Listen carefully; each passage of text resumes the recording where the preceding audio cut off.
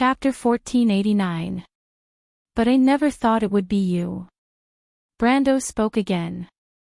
His gaze slowly swept across everyone in the air, including the new Count Yenbao.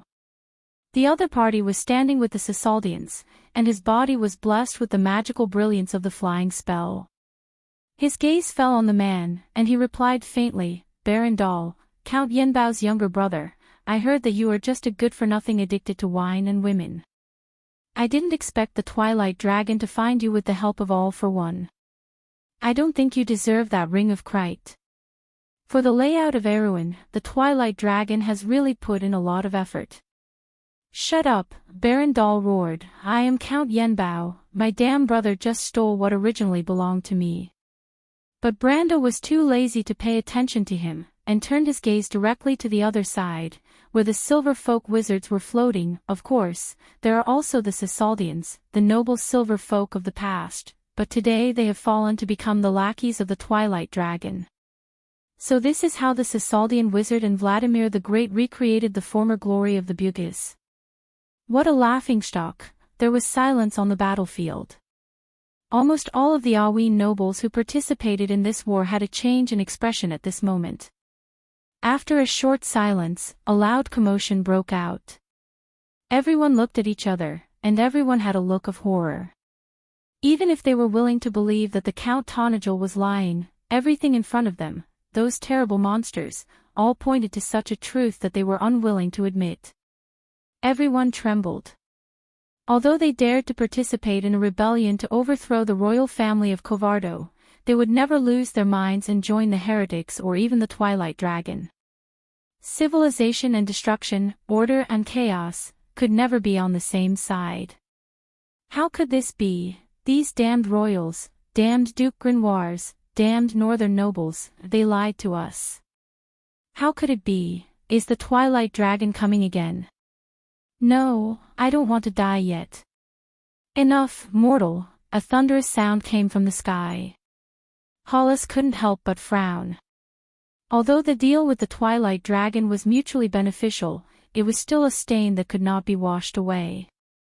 He did not understand what Wizard Sarsar and Sir Vladimir the Great were thinking, but as a member of the Sarsar Alliance, he had to protect the interests of this alliance. What shocked him was that this human actually knew the deal behind their backs like the back of his hand, and even mentioned that Earl Yenbao was backed by All for One and the Twilight Dragon. That damned Barandal had also promised him that no one would be able to recognize his identity. The price that the Sausalds had to pay for this was, at most, interfering with the operation of the mortal world without authorization.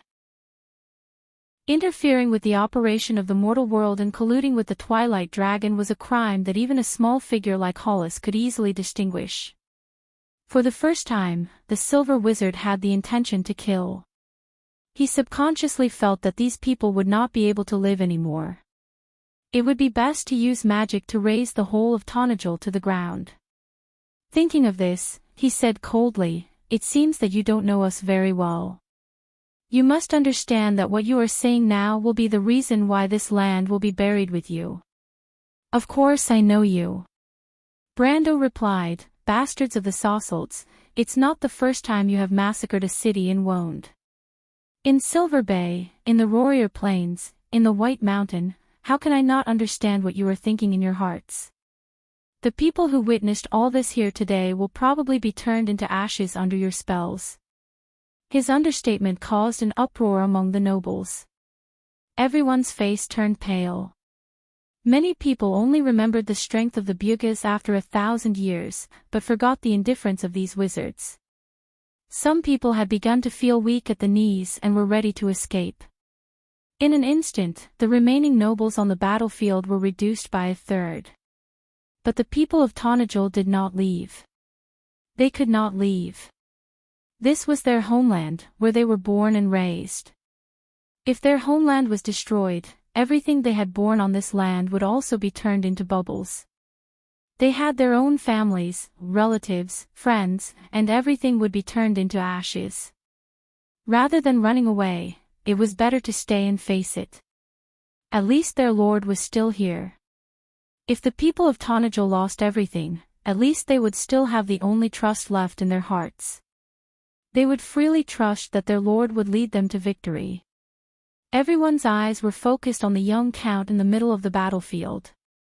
As for those who had escaped, there was only disdain and even contempt in their eyes.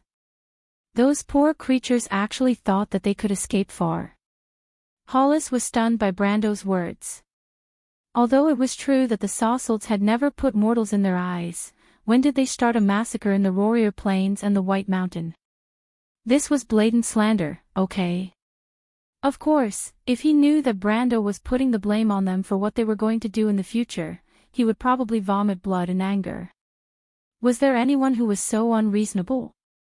That was something that hadn't happened yet, okay? However, Brando did not intend to reason with these people. Because some people were not worthy of reason at all. Don't talk nonsense with them anymore, Lord Hollis. Berendal was also trembling with anger. He had imagined all kinds of scenes when he came face to face with the legendary Count. Just like any villain, he certainly wanted to trample on this legendary hero. Especially when he learned that the other party had won the favor of Princess Griffine, the legendary pearl of King Oberg VII and the pride of the kingdom. This made him even more jealous. It could be said that he hated everyone in the world. In terms of inheriting the Count's power, he had failed to compete with his brother. He could not enter the upper circles of the kingdom's political circle. If it were not for his unique circumstances, he was afraid that he would be a failure hidden in the shadows of others for the rest of his life. Such an experience made him unnaturally hate any successful person in the world, and the legendary Lucky Count was no exception. But he never thought that the Count would act like a prophet and a quack in front of everyone after he had only met the Count once, directly peeling his skin off in front of everyone. At that moment, he only felt a sense of shame and anger from head to toe. He had colluded with All for One and became the pawn of the Twilight Dragon. Although Berendal had never regretted it, it was a shady thing after all. The key was, what evidence did the other party have to prove all this? If there was no evidence, wasn't it just talking nonsense? It would be fine if he was right, but what if the key was wrong? Wouldn't that be slander? Berendal was extremely ashamed and angry. He said furiously, "What right does that guy have to say that we colluded with the Twilight Dragon? This is just nonsense." Nonsense? Brando laughed. Could it be that these things are not crystal clusters, and those murderous monsters are not horseshoe worms? Or forgive me for not being able to see that these two damn monsters are Twilight species. How do you know them? Berendal was stunned. Hollis also frowned. Although he was also curious that this mere mortal could distinguish the difference between Twilight species and ordinary monsters at a glance. In the intelligence, the other party was just a human lord with some legendary experience, but what the other party knew was obviously far beyond his expectations. For the first time, the Cisaldian wizard faintly felt that there seemed to be something wrong with their intelligence. But what made him even angrier was Berendal's stupidity. If he could still dodge it before, wasn't all this tantamount to confessing without being pressed? No wonder this guy had always been a complete loser. He was simply mud that couldn't support a wall. Okay. This discovery made Hollis feel more and more that it was not a wise thing to confront this human here. But even if the other party knew more, the dead couldn't speak. He waved his hand indifferently and said, "Your nonsense sounds very novel, but I don't have much time to waste on you. Mortal, our conversation ends here. Next, I'll let you understand what the real truth is." Brando was silent for a moment. When everyone thought that he would have no choice but to bow his head in the face of reality, the young Count raised his head with a nonchalant expression. "The truth is that there are many people?" he replied. Berendal seemed to have finally caught the loophole in Brando's words. He said sharply and sarcastically, "How old is our Count this year? You're not so naive as to think that the battlefield is still a knight's duel, are you?" Brando shook his head. He was tired of talking to this clown. But he still asked, "I have a question for you. doll. How is Dilfery? Baron Doll was stunned, then responded, "You're talking about my lovely niece. Don't worry, she's fine. But I'll find her soon. By then, I can't guarantee that she will be able to see you in one piece. But you won't have the chance." Brando replied. "What did you say?" Baron Doll didn't hear it clearly. But at this time, Brando raised his head slightly. In the place where he was looking, above the gloomy sky, a beam of green light was falling from the thick clouds and landed straight in the middle of the battlefield. An ethereal, girlish voice resounded throughout the battlefield. "The transition coordinates have been determined. The energy returned to 86, 77, 65, 40, 33, 11%. The transition is over. Beginning to rematerialize. Valhalla is taking root. Recalculating coordinates, Valhalla has arrived at the target point." Chapter 1490. The green brilliance spread out faintly. A faint green shadow appeared in the air. It was like a poem drifting in the wind, magnificent and majestic. The towering canopy spread out like an umbrella covering the sky. The majestic and straight tree trunk was as straight as a giant tower in the clouds. Flocks of birds flapping their wings surrounded the forest at the top of the clouds, slow and elegant, majestic and magnificent. It was a fortress, the holy palace of warriors, and the temple of heroic spirits. There were layers upon layers of fortresses in the clouds, built on the intertwined branches. Among the countless towers, heavy ballistas were being pushed out. Cold light flickered on the ballistas, which were made of steel. Rows of tree elf archers in light armor were walking up the city wall. At the command of the archer captain, they stopped and then turned to face the battlefield. They placed the corners of the longbows in their hands on the ground and moved in unison. The bows shone with a soft silver luster and stood up like a forest. Woo! The long sound of the bugle horn reverberated in the northern wind. Everyone on the battlefield looked up with their mouths wide open. Their faces showed a dull expression as they stared blankly at this scene. The long sword in someone's hand fell to the ground, but he didn't know it. The knights' mounts dug the ground with their forehooves uneasily and snorted, but the knight held the reins without feeling it, like a stone statue on the back of a horse. What is that?" Baron Doll's mouth was big enough to stuff a duck egg, and even his eyeballs were popping out. "What the hell is that?" He subconsciously wanted to grab the person beside him, but Hollis pushed this annoying guy away. The look in the eyes of the Sassard wizard leader could no longer be described as shock. He immediately turned to the others and roared, "Attack quickly, don't let it finish positioning. This is the top plane transition spell." No, we've been locked by the spell. This is space counterspell. All anchoring spells are automatically ineffective. Chant reaction, use the silent casting method, impossible, the second to third level of the Tiamat law are all blocked. The other party has directly deprived us of our authority. It's competing with us for authority. Who is it? How is this possible? No, it has sealed all the passages related to space. There's no way to stop it. The law of space has lost its effect here. That is, the wizards were in a flurry. But Hollis had stopped silently. He turned around and looked at the fortress that seemed to be walking from fantasy into reality. He suddenly understood everything. "Stop," he said, "that is the holy fortress. It has the highest authority in this area. You can't do anything to it." Everyone looked at each other. Hollis waved his hand. "What are you waiting for? Prepare the fleet to meet the enemy." Count Yenbao, he was unwilling to mention. Only then did Baron Doll react. His narrow eyes flashed with resentment. "I'll teach them a lesson." The horseshoe beetles that were chasing the southern nobles and soldiers flew up with a buzz, allowing the survivors to escape. The survivors raised their heads with tears streaming down their faces. They saw the monsters flying into the sky as if they had received some order. They gathered into a torrent and flew toward the green shadow in the air. The Tonajal people saved us. Everyone had this thought at the same time. Valhalla's huge root system was taking shape. The coiled roots suddenly flew out in all directions.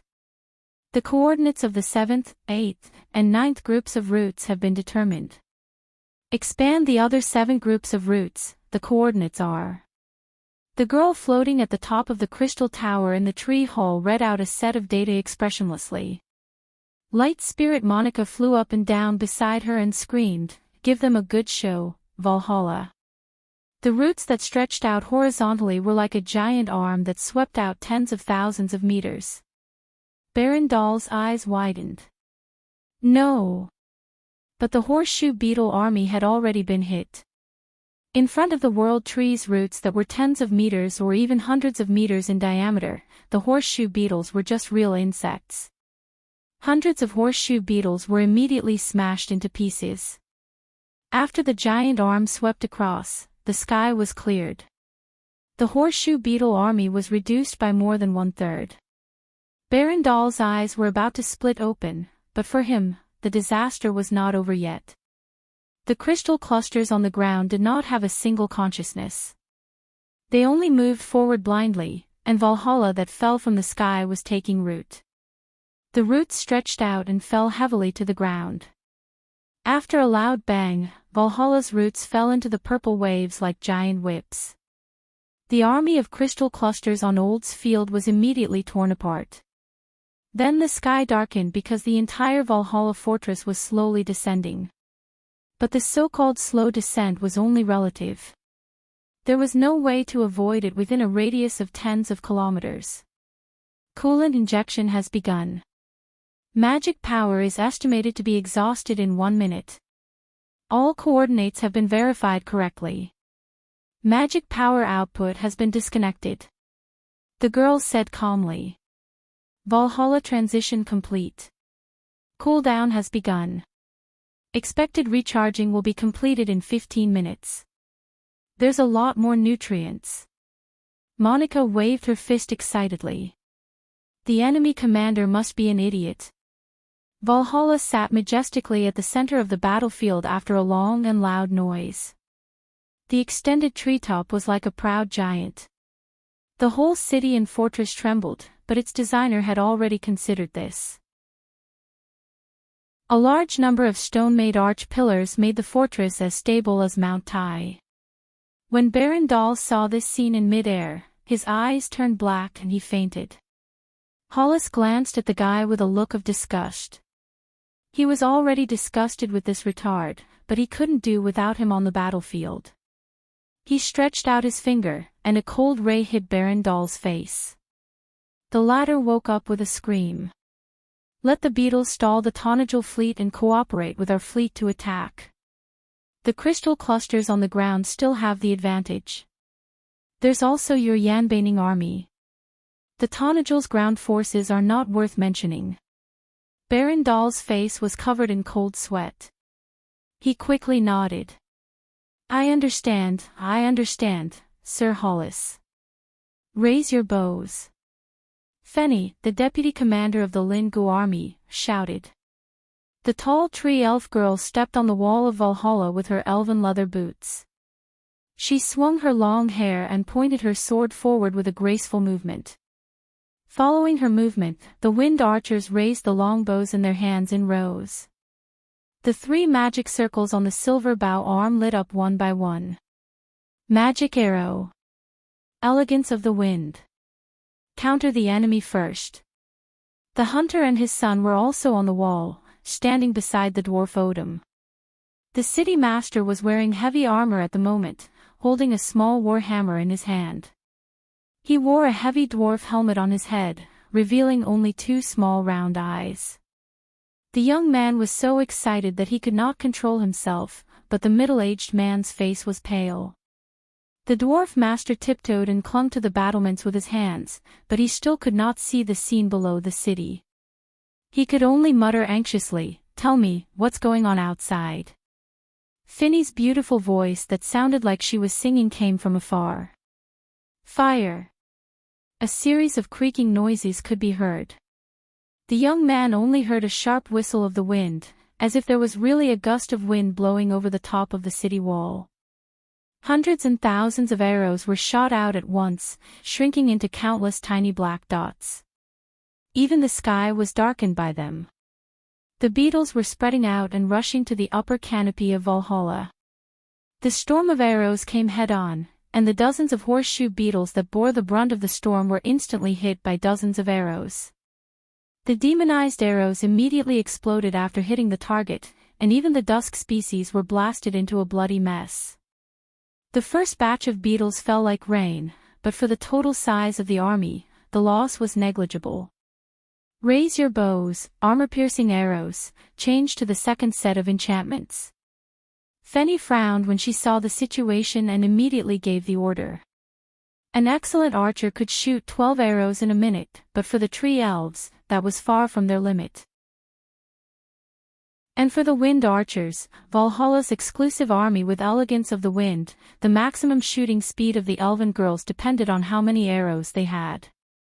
Before the beetle army rushed through the storm formed by the first wave of arrows, the second wave of arrows had already come head-on. Barandal's smile that had just revealed a clue froze on his face.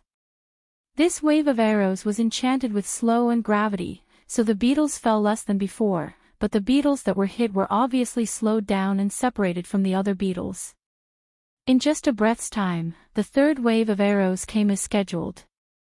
The youth cried out in surprise, "Each of them can distinguish different targets, how did they do it?" "They are elves, and each of them is a natural archer, stupid." The middle-aged hunter replied in a bad mood.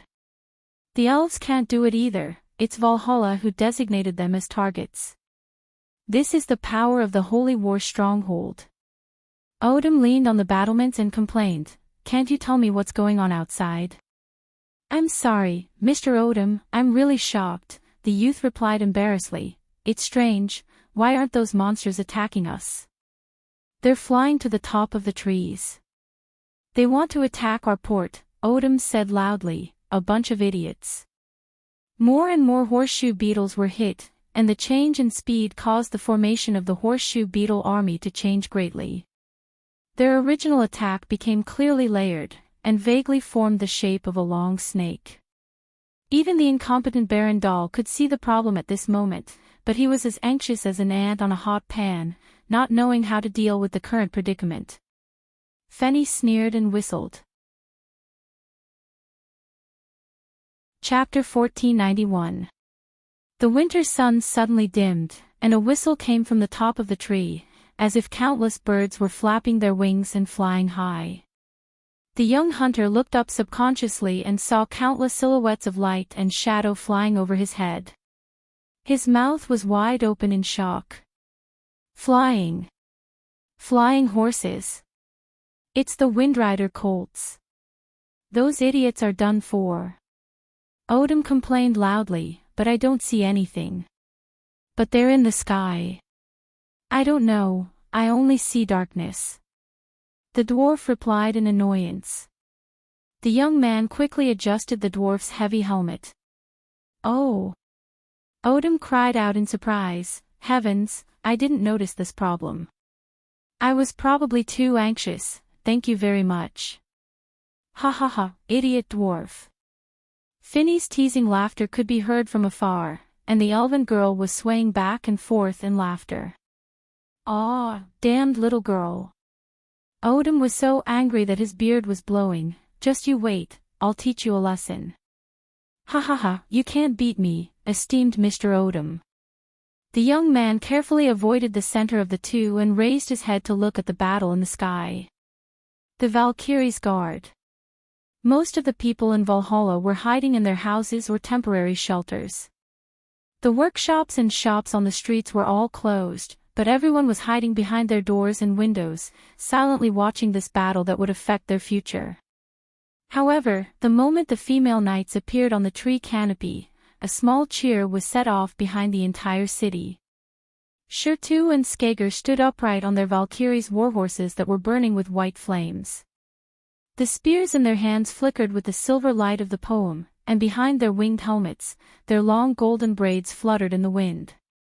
They held small round shields in their hands, and behind them were hundreds of their sisters. They were the heroic spirit warriors from the ancient times, the Valkyries of Odin. Shitu's cold eyes scanned the battlefield, and when she saw the horseshoe beetles charging towards her, a trace of disdain flashed in her eyes. Sisters. She pointed her spear at her opponents who were not in formation and shouted in a dignified voice, "For Valhalla, for the Valkyrie, charge!" Streaks of silver light poured down from the sky. Affected by Finny's premeditated use of slow and gravity, the beetle army was unable to organize an effective defense, not to mention that their individual strength was not superior to their opponents. In the era of the Queen Mother, the horned beetle was the most powerful existence in the Twilight Army, but that era was long gone along with the glorious era buried by the divine people. The Valkyrie's attack was like a sharp blade that pierced through the army. The horseshoe beetles fell like rain. Victory! The people in Valhalla screamed in excitement. The young hunter on the city wall was also screaming. He was cheering. Behind him, his father watched this scene silently, but there was a slight ripple in his heart. He couldn't help but recall his youth. At that time, Erwin still had two true heroes. Everyone had the hope of revival in their hearts. Under the leadership of the two lords, everything seemed to be so beautiful. The sweat on Baron Dahl's face gathered into a stream, and the stream gathered into a small river. His face was as pale as a sheet of paper. He turned his head and looked at Hollis with pleading eyes, but the wizards didn't even look at him. Hollis was disappointed in this person. He didn't expect the horseshoe beetles to play any role now. The opponent had so many Valkyries, which was something they didn't expect in advance. More importantly, this fortress seemed to be intact. The colleagues who had been sent to carry out the destruction mission were probably dead. He didn't expect the battle to turn out like this. There was no doubt that this battle had fallen into a bitter struggle. The only advantage now was the Crystal Army on the ground. If the rumors were correct, the Tonajal people, whether it was the White Lion Guards, the Cavemen, or the Centaur Warriors, were far from being a match for the Crystal Army. He looked up. The canopy of Valhalla was slowly opening, and a huge spherical cavity appeared in the extended branches and leaves. The wind blew at the top of the tree, and thousands of sails flickered with sparkling silver light. That was the Tonajal's fleet. The fleet was so powerful that Hollis found it difficult to deal with. Its flagship used to be the main ship and command ship of the Kanaichi Air Fleet. The Kanaichi simply gave their backup fleet directly to the Tonajal people. This was the only force on the battlefield that could determine the outcome of the battle. It must be restricted. He snapped his fingers, and a small magic circle appeared not far from him. A respectful voice came from the slowly rotating disc-shaped magic circle. "Honorable Sir Hollis, Gonzalez awaits your orders. Order your fleet to spread out and seize the upper hand." "Yes, sir. May the glory of knowledge be with you. Sir, bless us to defeat these country bumpkins easily. Please wait and see. Be careful. The opponent is not as weak as you think. I ask you not to take the initiative to attack. Try to contain the opponent within the effective range and expose the side of the Tonajal people." "As you wish, sir." Only then did Hollis nod his head in satisfaction. Although the Banksians were also mortals, they had been willing to become vassals of the Sassalds for many years. It was much easier to use them than these barbarians. At least they understood the importance of obedience and discipline. The two large silver fleets in the sky were each looking for their best positions. The Sassalds' fleet clearly had the advantage. They arrived at the battlefield first and spread out first, while the Tanagel's fleet was still slowly forming out of the harbor. Ha! Hollis was suddenly startled. He saw the Tanagel's fleet actually attack in groups of 3, circling around the harbor like fish. This was the classic ground attack formation of the Bugis naval tactics. They were clearly still within the attack range of his fleet, but they directly ignored the threat above them. Have the Tanagel people gone mad? This thought flashed through Hollis' mind. The next moment, the Tanagel's fleet opened fire. Magic and artillery shells swept across the battlefield like a hurricane, causing a devastating blow to the advancing army on the ground. Hundreds of crystal beasts were annihilated in this wave of fire. No! Baron Dahl's face was almost distorted. He rushed up and grabbed Hollis' arm. What are your fleet doing? Stop them!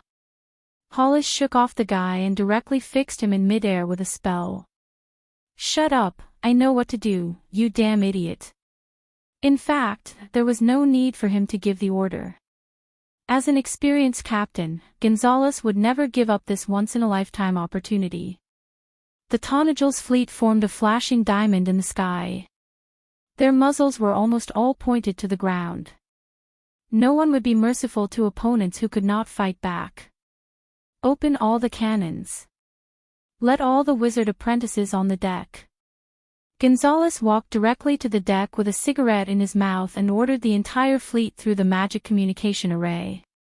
He picked up his pocket watch and pointed at the ticking needle.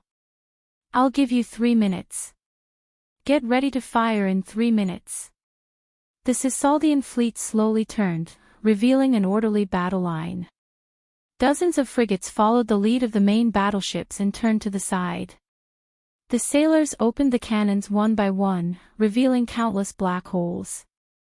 The magic cannons were being pushed up to their positions one by one, and the enchanted ballistae on the deck were also adjusted to their positions.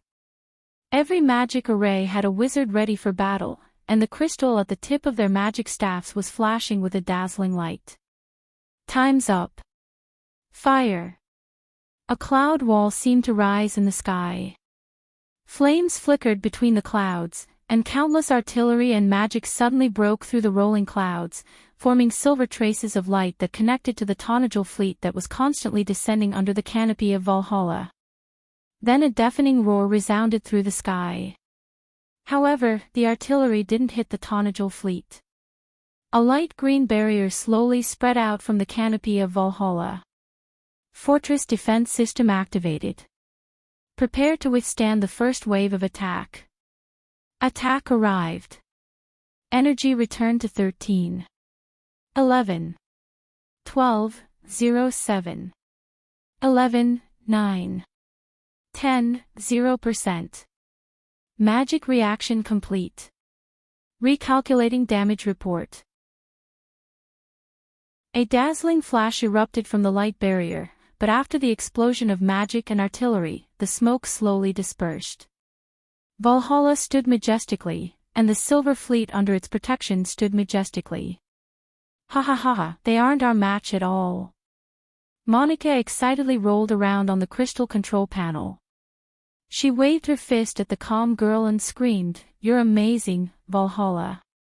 The girl only expressionlessly sorted out Valhalla's damage report. It was a piece of snow-white paper. On the city wall, the youth's face was pale as he pressed his hand to his chest. However, at the last moment, he let out a long sigh. This time, he didn't scream, nor did he shout in excitement. He only calmly lowered his hands, and in his hands, he clenched his fists. At that moment, something seemed to have appeared in the youth's heart. It was something he had never imagined in the past. He finally saw it. It was Erwin's power. In the air, the wizards were completely silent. The massive fleet of Sisaldians was also completely silent for a moment, to the extent where they even forgot to fire a second round. Hollis looked at this scene with a calm expression. He slowly extended his hand, and a red jade-like staff appeared out of thin air, appearing in his snow-white and slender palm. I should have known this would happen. This is the true power of the Holy War Fortress. He turned his head, and his gaze swept past his colleagues. Follow me. It's time for us to take the field. Let the mortals witness the true power of Cisaldians. Chapter 1492. Silver doors of light opened above Valhalla, and Magi stepped out one after another, standing in the air with staffs in their hands, their long robes fluttering in the cold northern wind. Tisidormera. In the name of the stars, a wizard raised his staff high, the gem on the tip of the staff shining brightly. A silver beam shot out from the gem and shot in another direction. Natis Rho. Lyra, one of the 12 witch constellations, the first wizard in the clockwise direction, also raised his staff, aiming the gem at the silver beam. The beam passed through the gem and was immediately deflected in another direction. One by one, the wizards raised their staffs.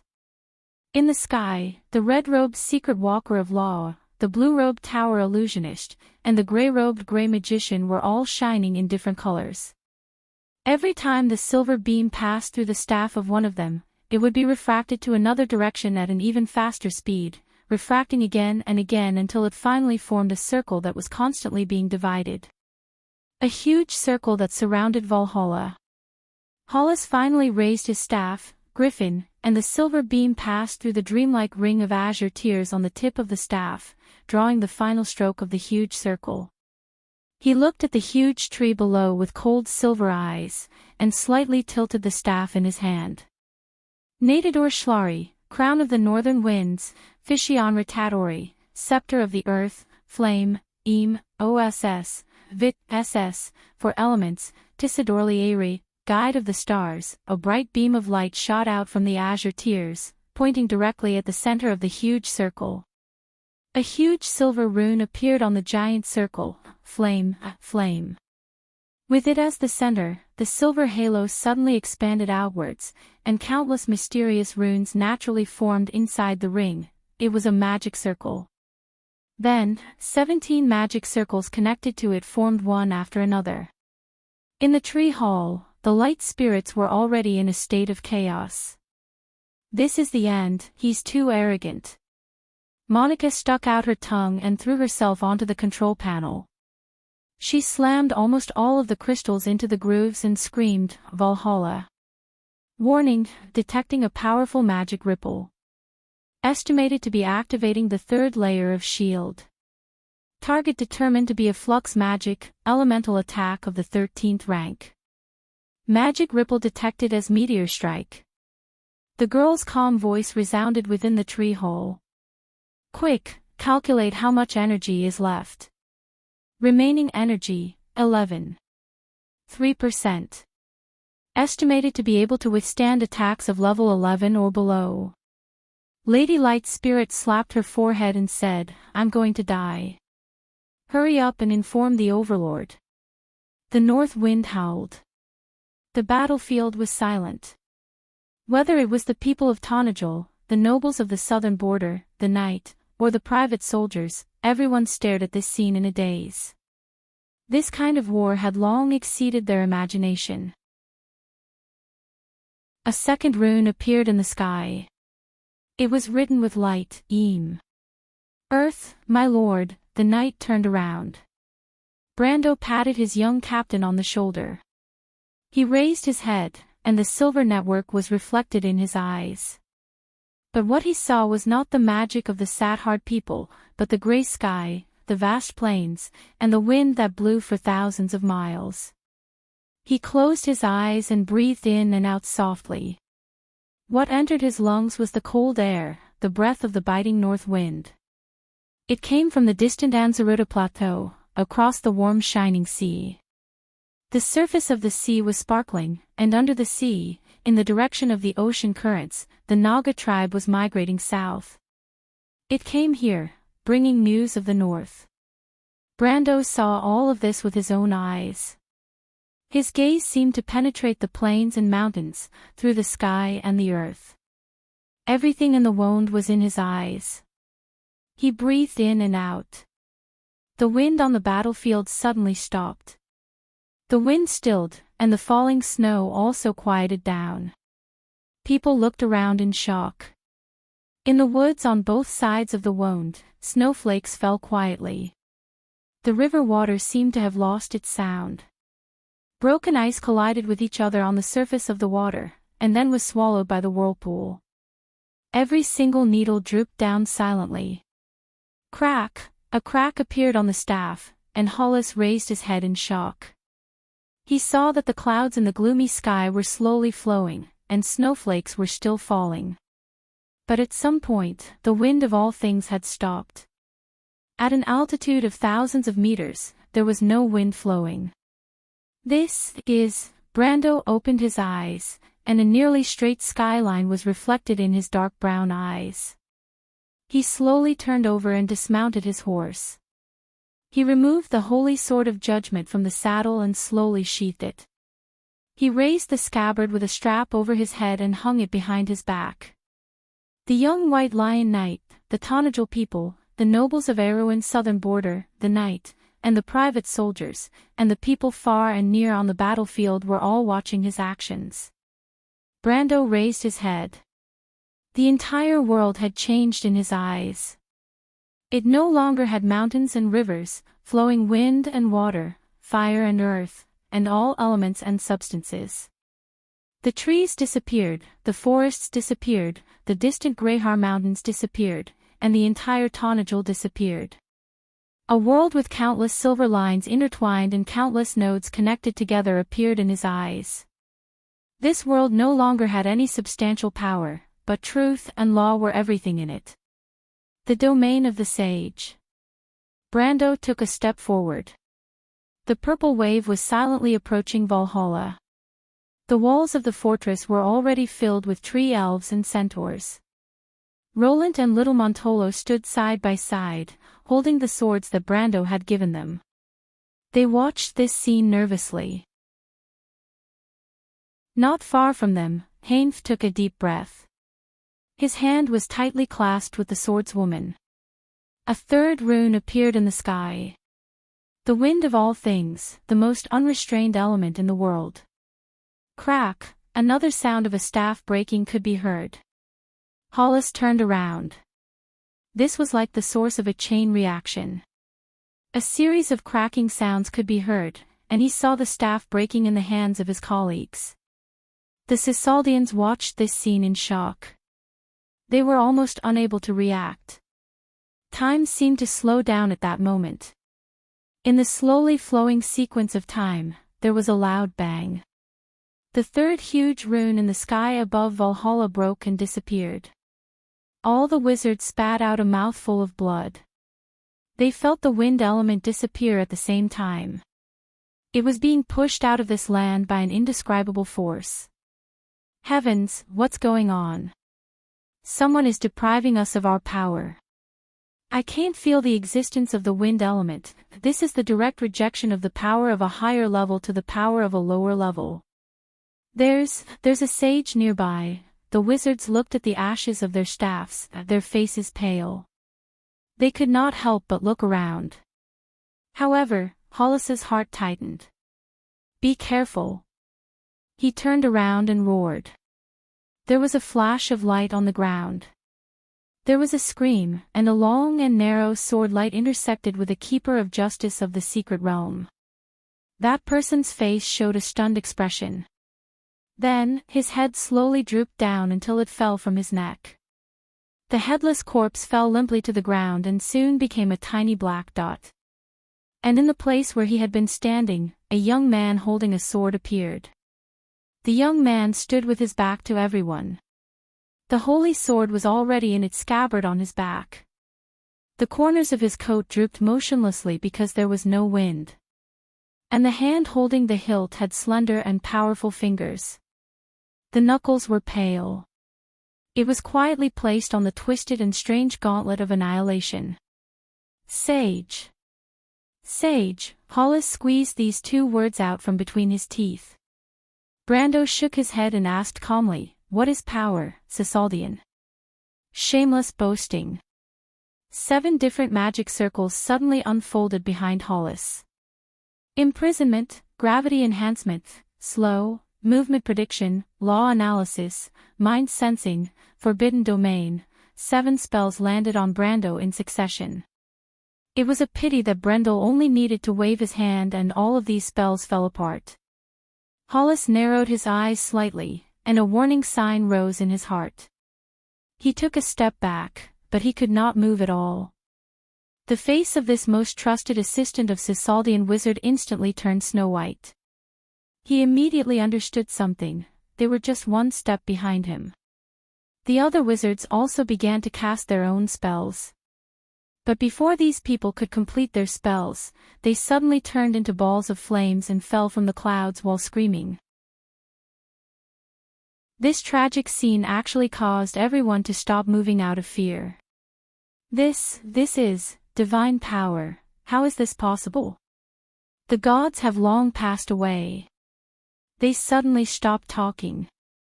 One by one, the Magi's faces turned pale. Brando did not speak again. He listened silently. There was no wind in the sky, but he seemed to hear a sound. It was a rumbling roar, echoing from the whole world, as if the world was pulsating. Time after time, every beat was strong and powerful, like a forging hammer hitting his body, causing his blood to resonate, as if it was boiling, making the same rumbling sound. Brando slowly turned around. The wizards could not help but hold their breaths because they first saw a pair of black eyes, but they gradually merged with the silver light, which seemed to be mixed with a wisp of golden brilliance. The golden brilliance became more and more intense, and finally completely enveloped Brando's vision. Hollis only felt his heart thumping, as if it would break free of the shackles of his chest and jump out of his chest at any time. Thump, thump, thump. The whole battlefield was shrouded in that huge roar. It was the powerful beating of the heart, but it did not belong to Hollis. It belonged to a great will. Bloodline reconstruction, fusion law, perfect body. Hollis felt that he must be going crazy. How could a mortal do this? How could a mortal break free from the shackles of the law of Tiamat after the era of the saints? How could a mere mortal cross the boundary between iron and silver and step into the realm of gold? That was the most powerful existence below the power of existence.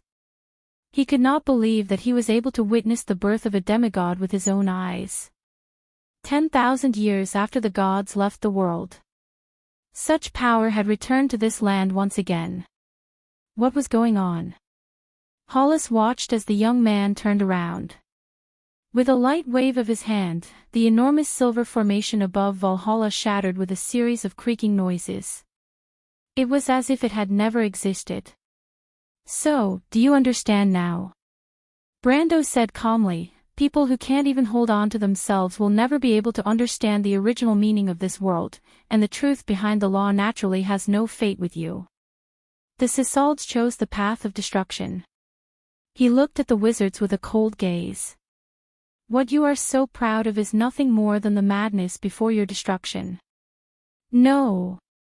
Hollis shouted with all the strength in his body. But the raging flames had already gushed out from his body and burned him to ashes in an instant. Brando turned his head. Before the 32 Cisalds wizards could turn around, they had already been burned to ashes in the flames. Brando silently turned over his palm. Under his skin, faint golden veins of light were flowing. Chapter 1493. The front of Valhalla Fortress rumbled, and the battle on the ground finally broke out. The old dwarf Odin leaned against the battlements with one hand holding onto his dwarven helmet while the middle-aged hunter supported him from behind. He saw the purple crystals pouring down from the walls like a flood. Among those crystal monsters, a terrifying behemoth was ramming its head into a nearby tower, causing the entire city wall to tremble. Hurriedly, a loud voice cried out, "Stop!" The old dwarf hurriedly shouted, "Put me down. Those damn things are attacking us. Give me my hammer." The middle-aged hunter quickly let go of the dwarf. Odin jumped down from the battlements and tidied up his crooked armor. "Thank you very much. You're really strong." The middle-aged hunter returned the hammer to the dwarf and humbly replied, "It's nothing. The boars in the mountains are much heavier than you." Odin didn't find anything wrong with his words and nodded in satisfaction, "But can you change the way you carry me next time? No dwarf wants to be treated like a sack." Suddenly, there was a scream from afar. The three of them turned around and saw 6 3-meter-tall insect-like crystals climbing up the walls. The centaur warriors in silver armor were retreating, and the elven archers shot out a wave of arrows. However, the enchanted arrows only made tinkling sounds when they landed on the crystal heads, and were bounced to the side. "Watch me!" Odin shouted and swung the hammer in his hand, throwing it at one of the monsters. The war hammer, engraved with silver runes on its surface, struck the crystal's head with a loud boom that sounded like a thunderclap. The monster screamed, and a crack appeared on its head. It fell off the city wall. Odin waved his hand and the warhammer on the ground flew back into his hand. The old dwarf held the hammer firmly and shouted excitedly, "Have a taste of Master Odin's masterpiece, Storm's hammer." After saying that, he did the same thing and smashed the other crystal cluster with his hammer. At this time, the elven archers finally reacted. Finny also opened her winged cloak and jumped, gliding to the top of the walls. She commanded loudly, "Change to resonance arrows." The winged archers took a step back and changed to the 4th set of enchantments. After a round of arrows, they finally knocked the 4 crystal beasts off the walls. "Ha!" The dwarf couldn't help but laugh, "Looks like my old bones aren't as old as I thought." He even mocked Finny, "Looks like you tree thorns aren't that smart, huh?" But at this time, the sky darkened and the young hunter who was hiding at the side couldn't help but shout out a warning. "Be careful, Mr. Odin." Odin raised his head and saw a horseshoe beetle swooping down from the top of the tree, swinging its scythe-like blades at him. He couldn't dodge it, but an arrow hit the horseshoe beetle's compound eye, causing it to shriek and roll in the air. The giant scythe also brushed past the old dwarf's body, causing him to cry out in fear. Before he could finish, Finny had already rushed over and rolled him to the side. The horseshoe beetle that was rolling in the air swung its forelimbs, and a wind blade swept past the position where the two of them were just a moment ago, leaving a mark that was nearly 1/2 meter deep. "Baw, baw, baw," the old dwarf spat out sand as he got up and said stubbornly, "Let me say this first, I won't thank you.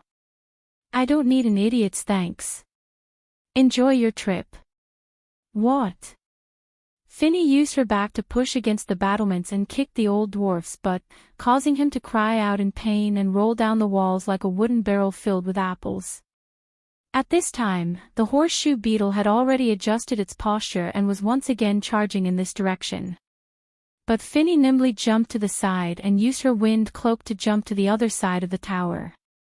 She raised her longbow and was about to counterattack when a blinding bolt of lightning shot out from the tower and hit the horseshoe beetle's head. Finny felt her body go limp as she fell into a person's warm embrace. She caught a whiff of an apple-like fragrance and looked up, only to see the red-haired girl catching her with one hand. Scarlet frowned slightly, holding the halberd in one hand as she charged towards the horseshoe beetle. The latter was hit by the lightning and lost its balance, falling shakily on the walls. Scarlet strode forward, the azure spear in her hand thrusting towards the monster like a bolt of lightning. After a loud crack, the horseshoe beetle was nailed to the top of the walls by her spear. "Miss Scarlet!" Finny cried out in shock. Only then did the Highlander girl put her down. She looked at her, as if to make sure that she was not injured. "Ah, I'm not injured," Finny replied with a red face, "but it's hard to say for poor Mr. Odin." "Ah, damn it." The old dwarf was lying between a pile of smashed wooden barrels. Beside him was a pile of stinking salted fish. He groaned in pain. "Can't you send me down the stairs in a gentler way? This is already the most gentle." Finny pulled down her eyelids and made a face at him. The Grey Wolves mercenaries also came out from the tower. After Scarlet confirmed that Finny was fine, she turned to them and said, "You guys take Mr. Odom back to the second wall. Let's help too." The young hunter hurriedly said, "Although my father and I can't fight, we can still do what we can." Scarlet glanced at them. She was not familiar with the people of Valhalla, so she looked at Finny in confusion. She did not understand why there were two civilians on the walls at this time. "Ah, they're the two hunters, Miss Scarlet." Scarlet then understood. She did not answer the young man directly, but she still nodded at him. The group immediately got busy, but Finny was still puzzled. "Are we going to give up the first wall now?" "I think we can still hold on for a while." Scarlet nodded and took out a crystal ball from her pouch and held it in her hand. The crystal ball immediately emitted a faint radiance, and within the radiance was a projection of the situation outside of Valhalla.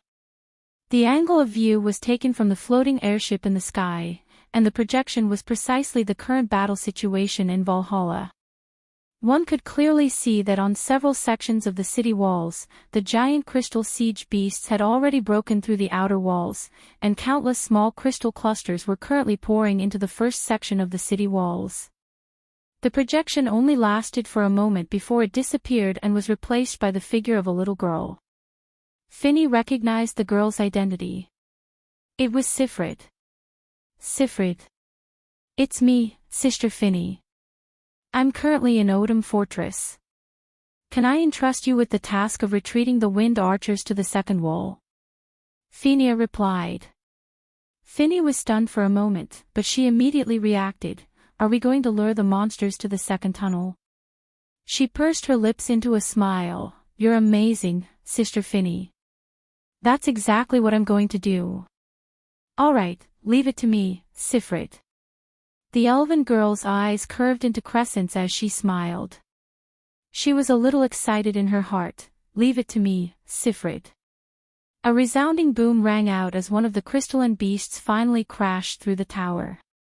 As it slowly and heavily stepped into the city, boundless purple waves had already gushed into the city through the hole in the city wall. "Retreat. Retreat quickly to the second wall. Move to the sides and leave a path in the middle." The knight sergeants on the walls immediately gave out orders, and the druids who were in charge of covering the crystal siege beasts cast thorns to slow them down. Roland and little Montolo were the last to jump off the walls. Before they left the defensive line, they took one last look outside the walls. They could only see a vast sea of purple. This was the fangs and claws of the Dusk Dragon. This was the legendary Dusk War. They never thought that the Count had been preparing for such a war all this time. Their hearts were heavy and uneasy, but they were also excited and their blood was boiling. This was the true hero of the Erewhon people. He was also the common hero of the mortals. When Roland thought of how he had almost wallowed in the mire with the Dusk Dragon's fangs and claws, he couldn't help but break out in cold sweat. He suddenly recalled the words that Brando had said to him. He understood that this was a test for him. If he had hesitated in the slightest, he would have already met the same fate as the nobles outside. Thinking of this, the youth couldn't help but tighten his grip on the sword in his hand. He wanted to use this battle to wash away the mistakes and humiliation he had to bear. However, before the two of them could express their feelings about the mission, they were kicked to the ground. They turned around and found that it was the lizard man who had been following them. "What are you doing?" Roland shouted in annoyance. Although they had noticed this lizard man who had been following Count Tonajol, they didn't think that he would dare to make a move against them. However, Ropar couldn't be bothered to talk nonsense with these two little fellows. He directly lifted them up, one in each hand. At this time, Roland and little Montolo felt that something was wrong. The other party had only casually grabbed them, but they couldn't avoid it. Roland couldn't help but be dumbfounded. Only now did he realize that there wasn't a simple person beside the Count. "Let us down." But being lifted like this was really a disgrace to a gentleman, so he couldn't help but protest. Ropar didn't care about this fellow at all. The soldiers on the first wall who hadn't retreated had already been completely submerged by the Crystal Cluster army. The position they were in now was actually already in danger. A crystal cluster pounced over. The Fireclaw Lizard Man Lord didn't even think before turning around and sweeping his tail over. A red light flashed on his body, and this tail attack actually shattered the crystal cluster into pieces. It's Elemental Realm. Roland couldn't help but cry out. But little Montolo knew more than him. His eyes almost popped out. Heavens, this is the peak of the law. Who is it? Ah! Then he immediately let out a scream. Those monsters are catching up. Roland turned his head to look behind him, and couldn't help but suck in a breath of cold air. At the gap in the wall behind them, there were 3 crystal cluster beasts that were at least 17 to 18 meters tall, slowly walking in this direction. The warehouses and barracks scattered along the way couldn't stop these huge monsters at all. Often, they would collapse with a light touch. Amidst the flying dust, a sea of purple crystal clusters spread over the ruins of the buildings and flooded in their direction. But at this time, Ropar stopped. Are you crazy? Hurry up and leave. Roland was scared silly by this scene, and couldn't help but shout hysterically. He was prepared to fight for Erwin, but he wasn't prepared to die in front of these monsters. At least he wasn't mentally prepared to fight the Twilight Dragon. But his voice was drowned out by a huge roar. Not far away, the huge gate of Amu's fortress was slowly opening. Chapter 1494. Count Gonzalez frowned as he looked at the Nigel's floating fleet. The huge fleet had been acting strangely since the beginning. Although they still maintained the diamond formation, they had almost stopped delivering firepower to the ground. The other side was constantly rising in height, which was not a good sign for them. But Valhalla's magic shield still existed, and the Sisaldans could do nothing about it.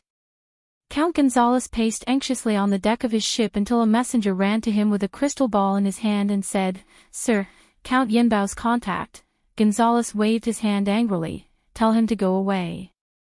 I don't have time to listen to him cry like a woman." He asked again, "Have you contacted Sir Hollis?" "No, sir." The messenger shook his head. "The magic circle above the Tonagel fortress has been maintained for several minutes, and no message has come." "What about the gargoyles sent out?" "They haven't come back, sir." Gonzalez turned his head, frowning as he paced back and forth beside his desk. Finally, he stopped and said, "Let Baron Dale talk to me. I want to see what this guy is up to." The messenger immediately activated the crystal ball, and Baron Dale's anxious voice immediately came from the crystal ball. "Sir Gonzalez, great, I've finally contacted you. This is a great opportunity. I need the support of your fleet." "What did you say?" "My crystal army has already broken through the outer defense of the fortress. We are in the north of the fortress. You should be able to see the gap in that direction. My invincible army and I are preparing to launch an attack, but I need your help." "What kind of help do you need?" Gonzalez replied as he went to the porthole and looked down. The battle in Valhalla was obviously not as smooth as Dale had boasted. He saw that the torrent of crystal clusters had at most broken through the outer defense of the fortress. The firepower of the Tonagel fleet was very fierce, which caused great trouble for the battle on the ground. Presumably, this was why Dale begged him for help. "Sir, what is that?" His messenger suddenly pointed in a direction and exclaimed. Gonzalez immediately looked in that direction. He narrowed his eyes and his expression changed. Baron Dahl was still talking about his situation in the crystal ball, but the experienced captain interrupted him without hesitation. "I suggest you retreat quickly, Baron Dahl." "What did you say?" "Your army that entered the city is finished. If you don't want to die, retreat quickly," Gonzalez repeated. "Are you crazy, Lord Gonzalez? No one in Trenheim can pose a threat to us except for their Earl." Baron Dahl's voice shrieked. "Just think of me as crazy, barren doll. This is my last advice to you." He gestured for the messenger to close the communication crystal bowl. The bridge fell silent. Gonzalez was silent for a moment. He rested his chin on his hand and thought. Then he flipped his pipe and tapped it on the corner of the desk.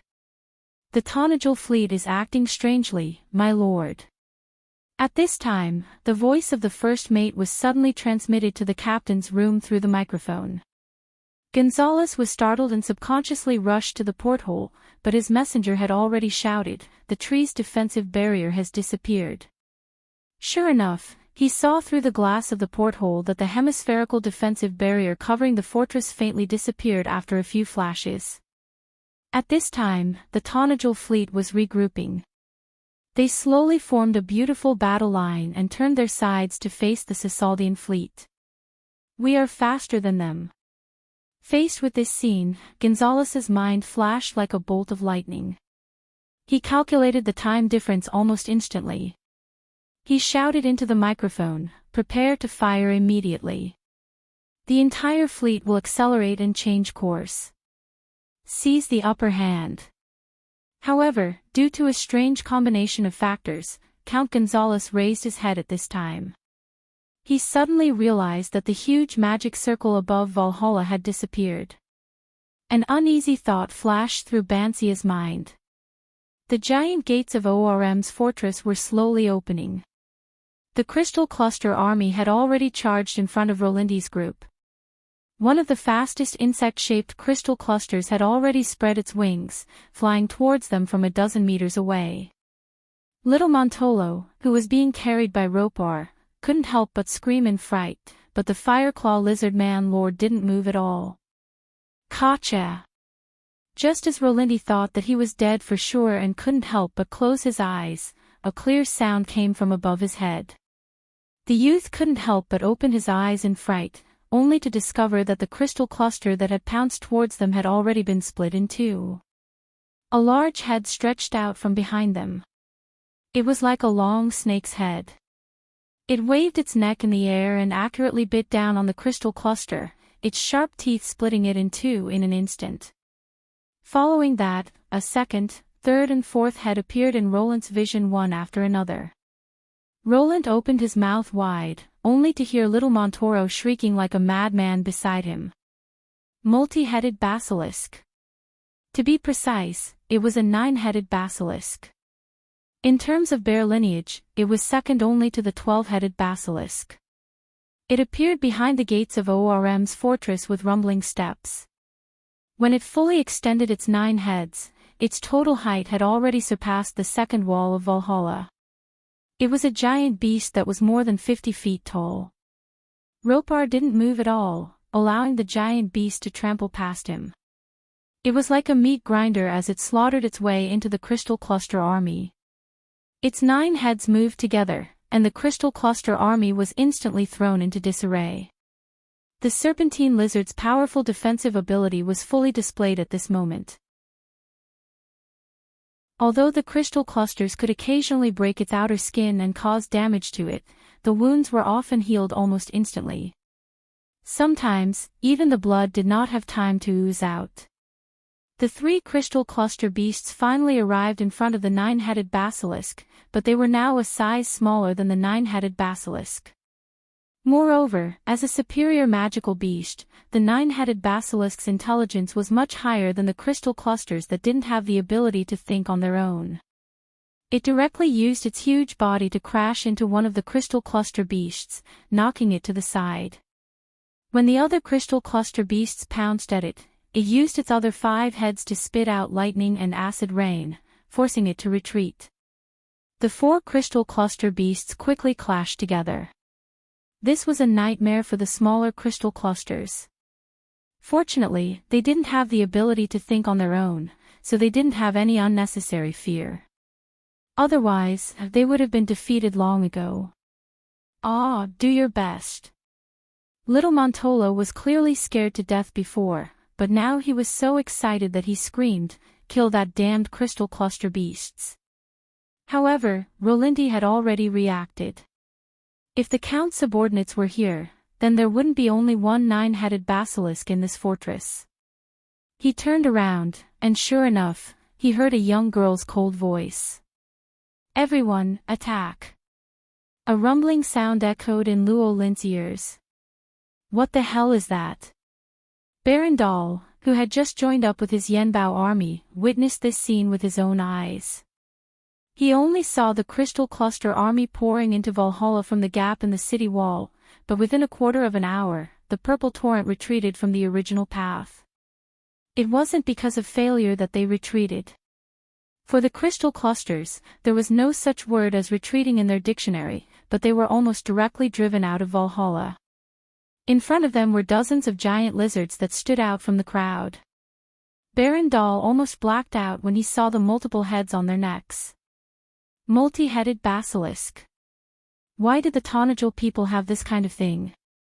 Although the Crystal Clusters were still far more than the nine-headed serpent lizard in terms of quantity, the superior individuals in the Crystal Clusters were not inferior to these high-level magical beasts. In fact, the strength of the Lord-level Crystal Clusters far exceeded that of the nine-headed serpent lizard. However, Baron Dahl couldn't command the Lord-level Crystal Clusters. What's more, the artillery fire of the Tonajal fleet was constantly covering the front of the position, especially for those large targets. Few could break through the barrage and rush to the front of the Tonajal people. Baron Dahl was really fed up with the lack of air superiority. Although he clearly had the support of the Sisaldian fleet, this support was no different from not having it. Not to mention that the other party had previously rejected his request to directly bombard Valhalla Fortress. These damned Banksians. Baron Dahl couldn't help but gnash his teeth and shout, "These damn Bugas, one day they will pay for their arrogance." He spurred his horse forward, raised his sword, and shouted to his subordinates, "Now, it's time for us to be loyal to our supreme master." In front of him was a dark army, almost everyone was wearing armor. This elite army was originally composed of the Yenbao Knight Regiment. They were originally loyal to Count Yenbao. But at this moment, it was an army that belonged to him alone. What's more, they were no longer those weak human knight. "Don't be afraid of death," Baron Dahl screamed like a madman, "because we are invincible, no one in this world can really hurt us." He pulled out a dagger and stabbed it into his left shoulder, but not only was there no drop of blood, when he pulled out the dagger, the silver gap left there was slowly healing. "We are immortal, we are the best warriors under the rule of our supreme master. We are." Baron Dahl grasped the reins tightly and turned his mount around. Then he pointed his sword at Valhalla Fortress and said, "Warriors of the No race, charge with me and respond to the supreme call." His crazy behavior seemed to have inspired others, and the knight army that came to Yenbao also became fanatical. They let out a fanatical scream, and the battlefield was immediately filled with people shouting and horses neighing. Charge!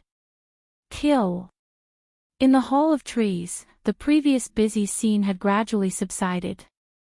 The calm-looking girl was reporting the loss in a calm voice, and when she finally said, "The magic transmission has been disconnected, and Valhalla's magic shield has begun to shut down," Monica suddenly interrupted her. "Wait, Valhalla." Monica pointed to a scene on the Crystal Tower and said, "Zoom in here." The girl did as she was told. That was the image that Baron Dahl encouraged to his men.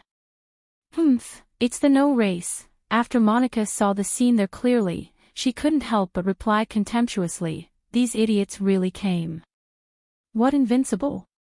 Boasting shamelessly." She turned her head and said to the girl, "Valhalla, help me contact Miss Andrea, where are they?" "We're in Zone 5, Miss Monica." Before the light spirit could finish her sentence, Andrea's voice came from the Crystal Tower. "My sisters and I are ready." Hee, those bastards probably thought that our legacy was lost outside the elemental frontier. "I'll show them what I'm made of." "Zone 5, very good," Monica shouted excitedly.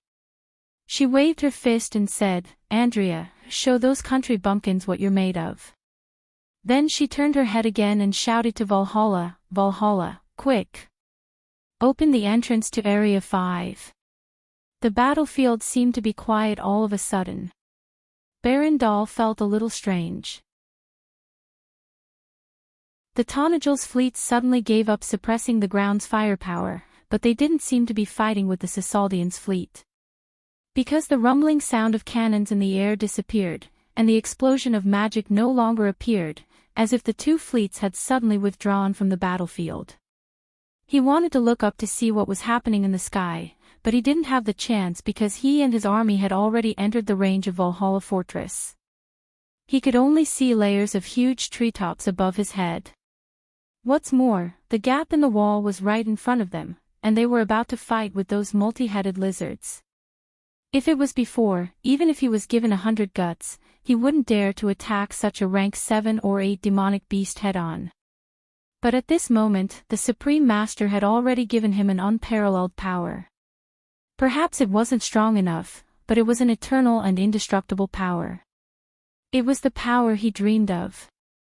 Adrenaline was secreted at an accelerated rate, and he was so excited that he almost flew. War and killing turned out to be such a pleasant thing. If it weren't for the Supreme Master, he might not have been able to play such a game of life and death in his life. He looked up as if he was trying to find the enemy from his shrinking pupils. But it was at this moment that he froze. He found that the multi-headed lizards were slowly retreating in an orderly manner. Obviously, their beast tamer was extremely brilliant. But this was not the point. The point was that he saw a silver light spot flying from a distance. Barandal's face suddenly changed. Goddess of War. He screamed wildly, "This is impossible." Chapter 1495. The Cisaldian fleet in the sky had been silent for a long time. Apart from the purple waves on the ground that were still sweeping towards Valhalla, the battle in the sky had sunk into a strange silence. The Cisaldian floating ships that flickered with silver light hovered in the air. The attacks had stopped, as if time had stopped. Their opponents, the Tonagil fleet, were turning around. The huge silver fleet directly exposed their flanks to the Cisaldians, and their cannons were facing the ground. This seemingly strange scene was actually playing out in front of everyone at this moment. What's going on? The main offensive on the battlefield was being led by the Crystal Cluster army, but the allied noble army that had not gone far was now in a perplexed state. The continuous changes on the battlefield caught them off guard. For a moment, they could not even tell which side was their ally and which side was their enemy. The allied noble army's reaction was slow. Time continued to pass minute by minute. In the captain's room of the Cisaldian flagship, the St. Patcher, the atmosphere was even more bizarre than on the battlefield. Facing the young man in front of him, Gonzalez suddenly understood that he might have had to make such a choice. Perhaps he should have understood it long ago. When the other party suddenly appeared in front of them with the staff, Tographin, he should have understood everything. The captain's room was silent. It was hard to imagine that there had been an endless stream of people here just a moment ago.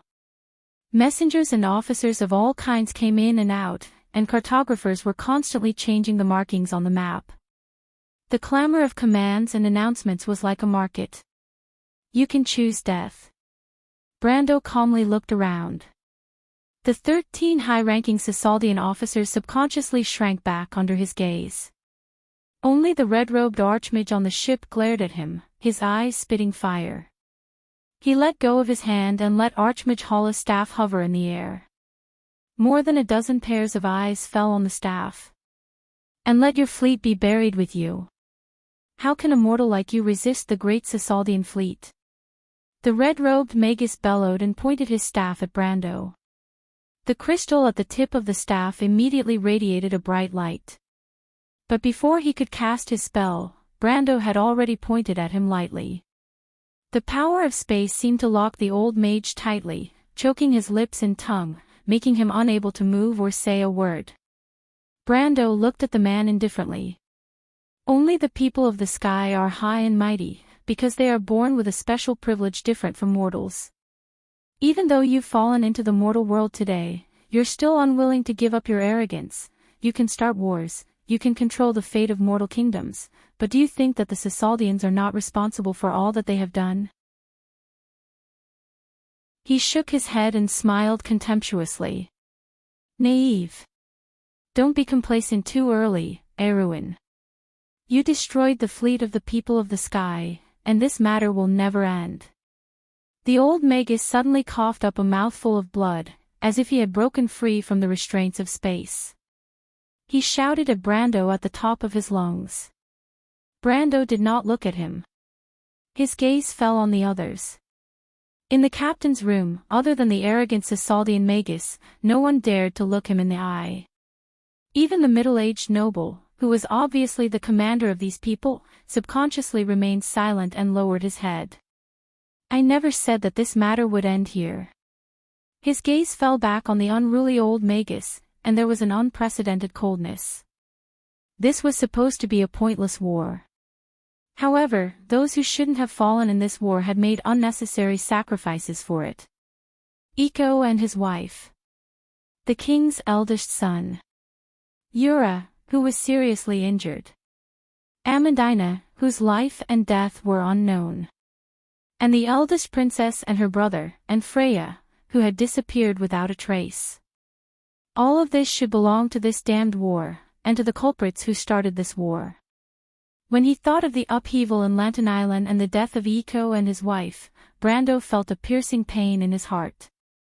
He even remembered that before he left Erwin, he had deliberately reminded the couple to pay attention to their own itinerary. The tragic script of history should have been avoided. Everything in Erwin should have been progressing on the positive side. But a moment of negligence led to such a bitter outcome.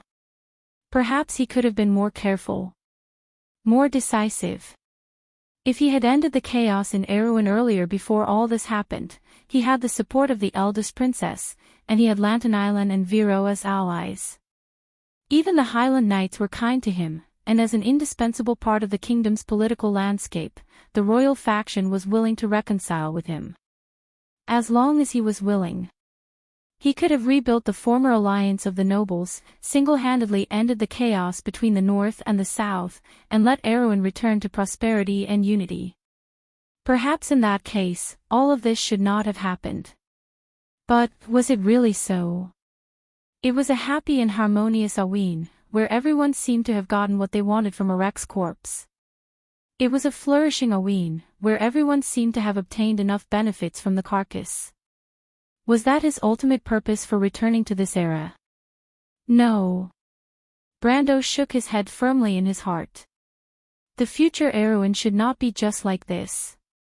Perhaps he still had ideals in his heart, perhaps the eldest princess was strong enough, perhaps the royal faction was still willing to keep their promises.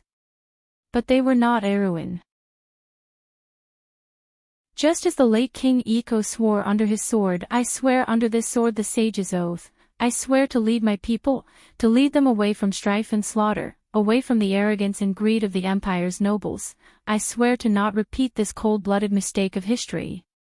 I will let the nobles of this new kingdom follow the spirit of the knight, fair and strict, upright and brave, merciful and generous.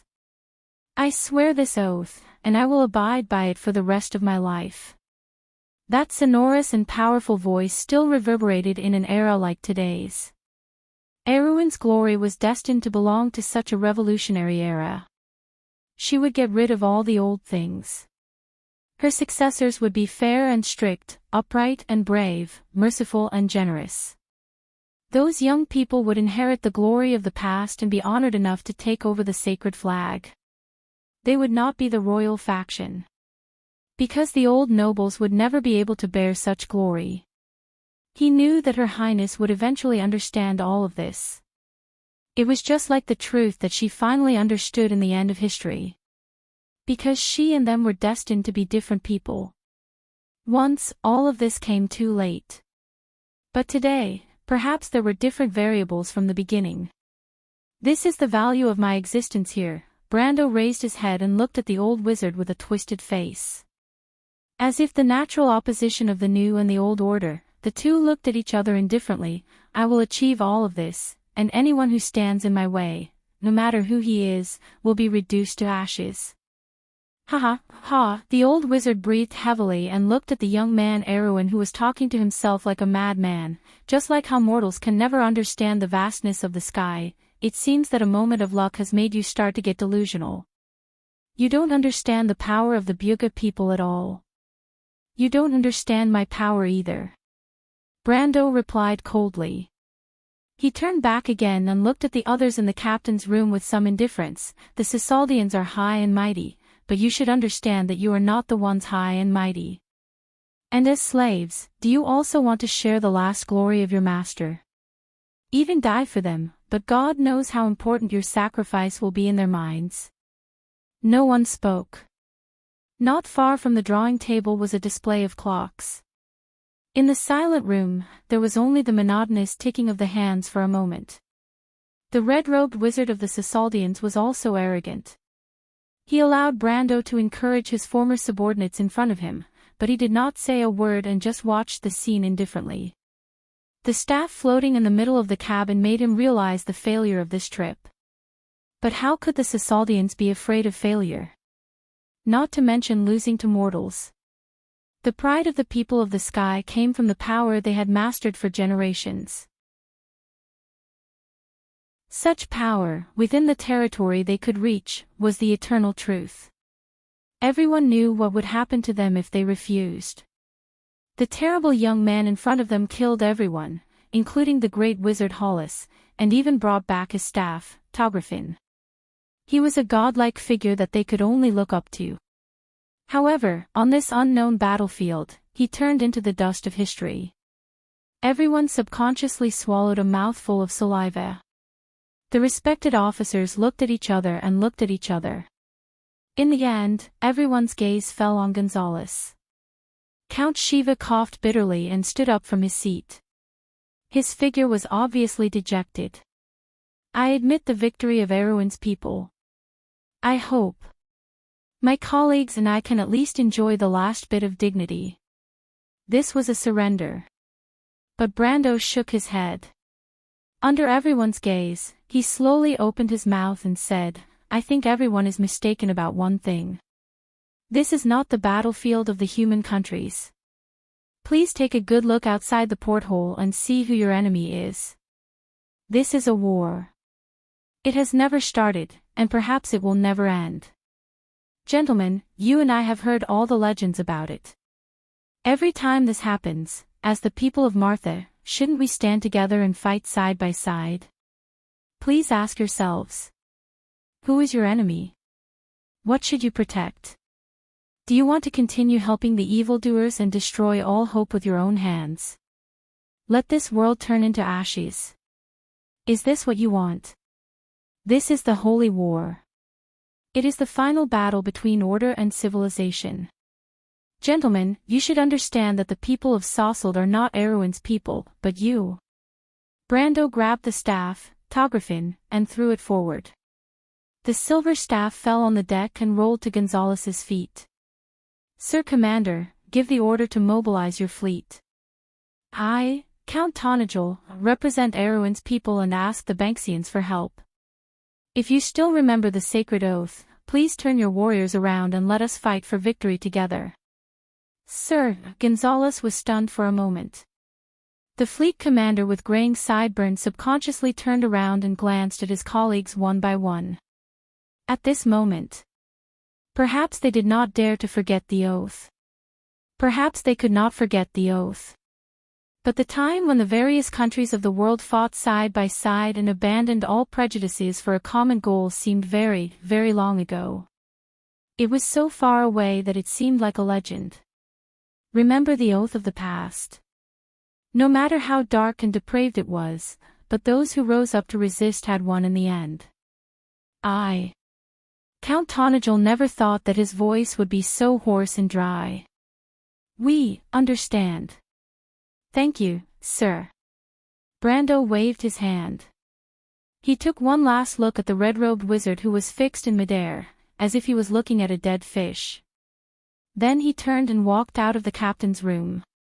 Everything was far away. The darkness was still filled with the sounds of footsteps and splashing water. It was filled with the smell of blood flowing like a river. There were distant and hoarse howls.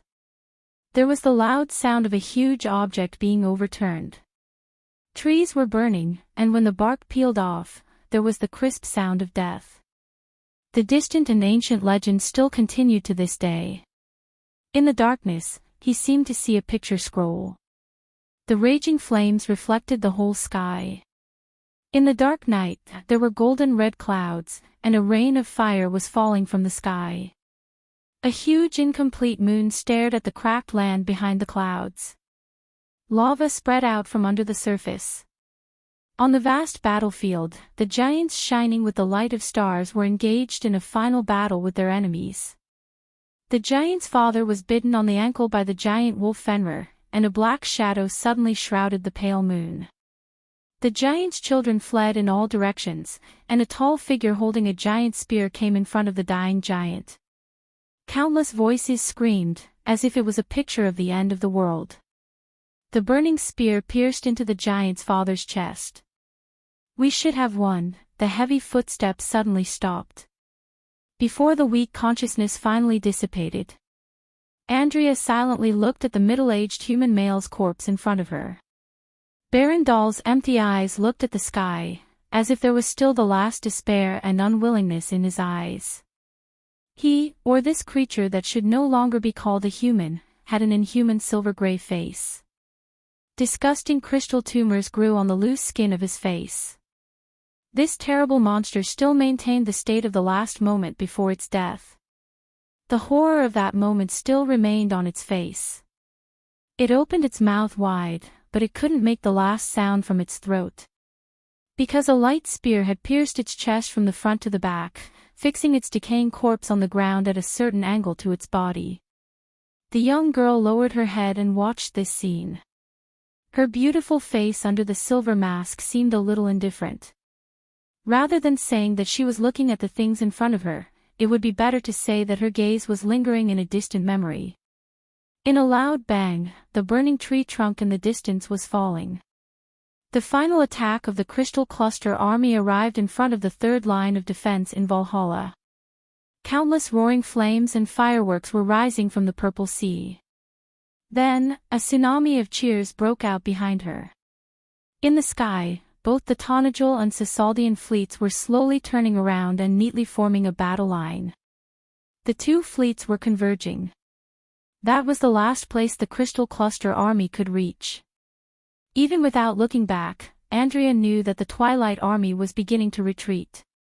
Her cloak fluttered slightly, and the broken cloth seemed to be able to brush across the entire battlefield. They were the shadows of the earth. The nightmare of the gods. But they were not without enemies. "And us," Andrea said softly. She raised her head and looked into the distance, "and them, we can defeat your master.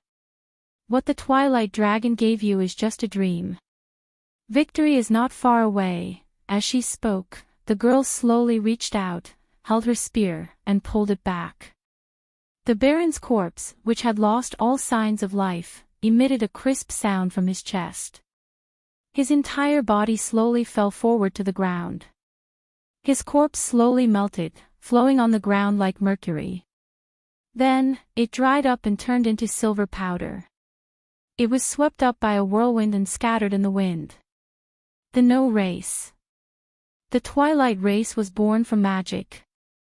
As long as the energy was not extinguished, they would continue to multiply. In the war of the past, they had once destroyed the kingdom of the giants. However, in this never-ending war, they also had such an old enemy.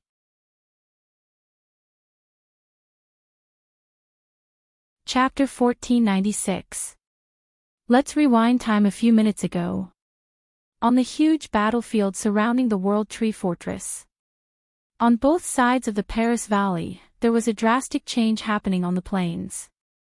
Just as the war goddesses flashing with silver light crossed the sky and cut straight into the Yenbao army led by Berendal. Looking from the entire battlefield, the battle seemed to have reached its most intense moment. The purple crystal tide was surging to every section of the wall within sight of the huge fortress. In the sea of purple light shining with ominous purple light, the flags that symbolized the humans and elves of Erewhon were constantly submerged and fell. But occasionally, they would appear again. They symbolized the unyielding resistance of the Tonajul and the druids and elves in the Black Forest. The earth-shattering battle cries converged into an invisible wall, blocking the advance of the Twilight Army. Just as Monica had predicted, the scales of victory on the battlefield were tilting, but not to the side of civilization.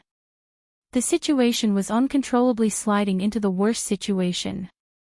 Facing the endless Crystal Army, the defense line of this legendary fortress was gradually becoming precarious. The carrier of the soul of the newborn Valhalla, the expressionless girl, was observing the situation of the entire battlefield through her branches and displayed the details on the huge crystal facade in the tree hole.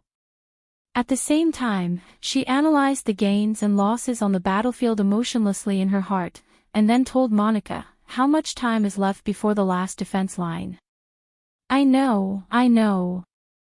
Monica shouted impatiently while scratching her hair in annoyance. Although they were just bright beams of light, they did not have a physical body. She muttered and jumped down from the crystal tower, flying through the skylight of the dome of the hole. Passing through the shadow of Valhalla, there was the blue sky. The light spirit raised her head toward the sky and muttered to herself, "Don't let us down." Such a scene was reflected in her magnificent eyes. The towering canopy of the World Tree had endless green shadows that shrouded almost the entire sky. The green leaves swayed in the wind. And at some point, the huge magic circle that was forming above Valhalla had long disappeared without a trace. Where did the Sisaldian wizards go?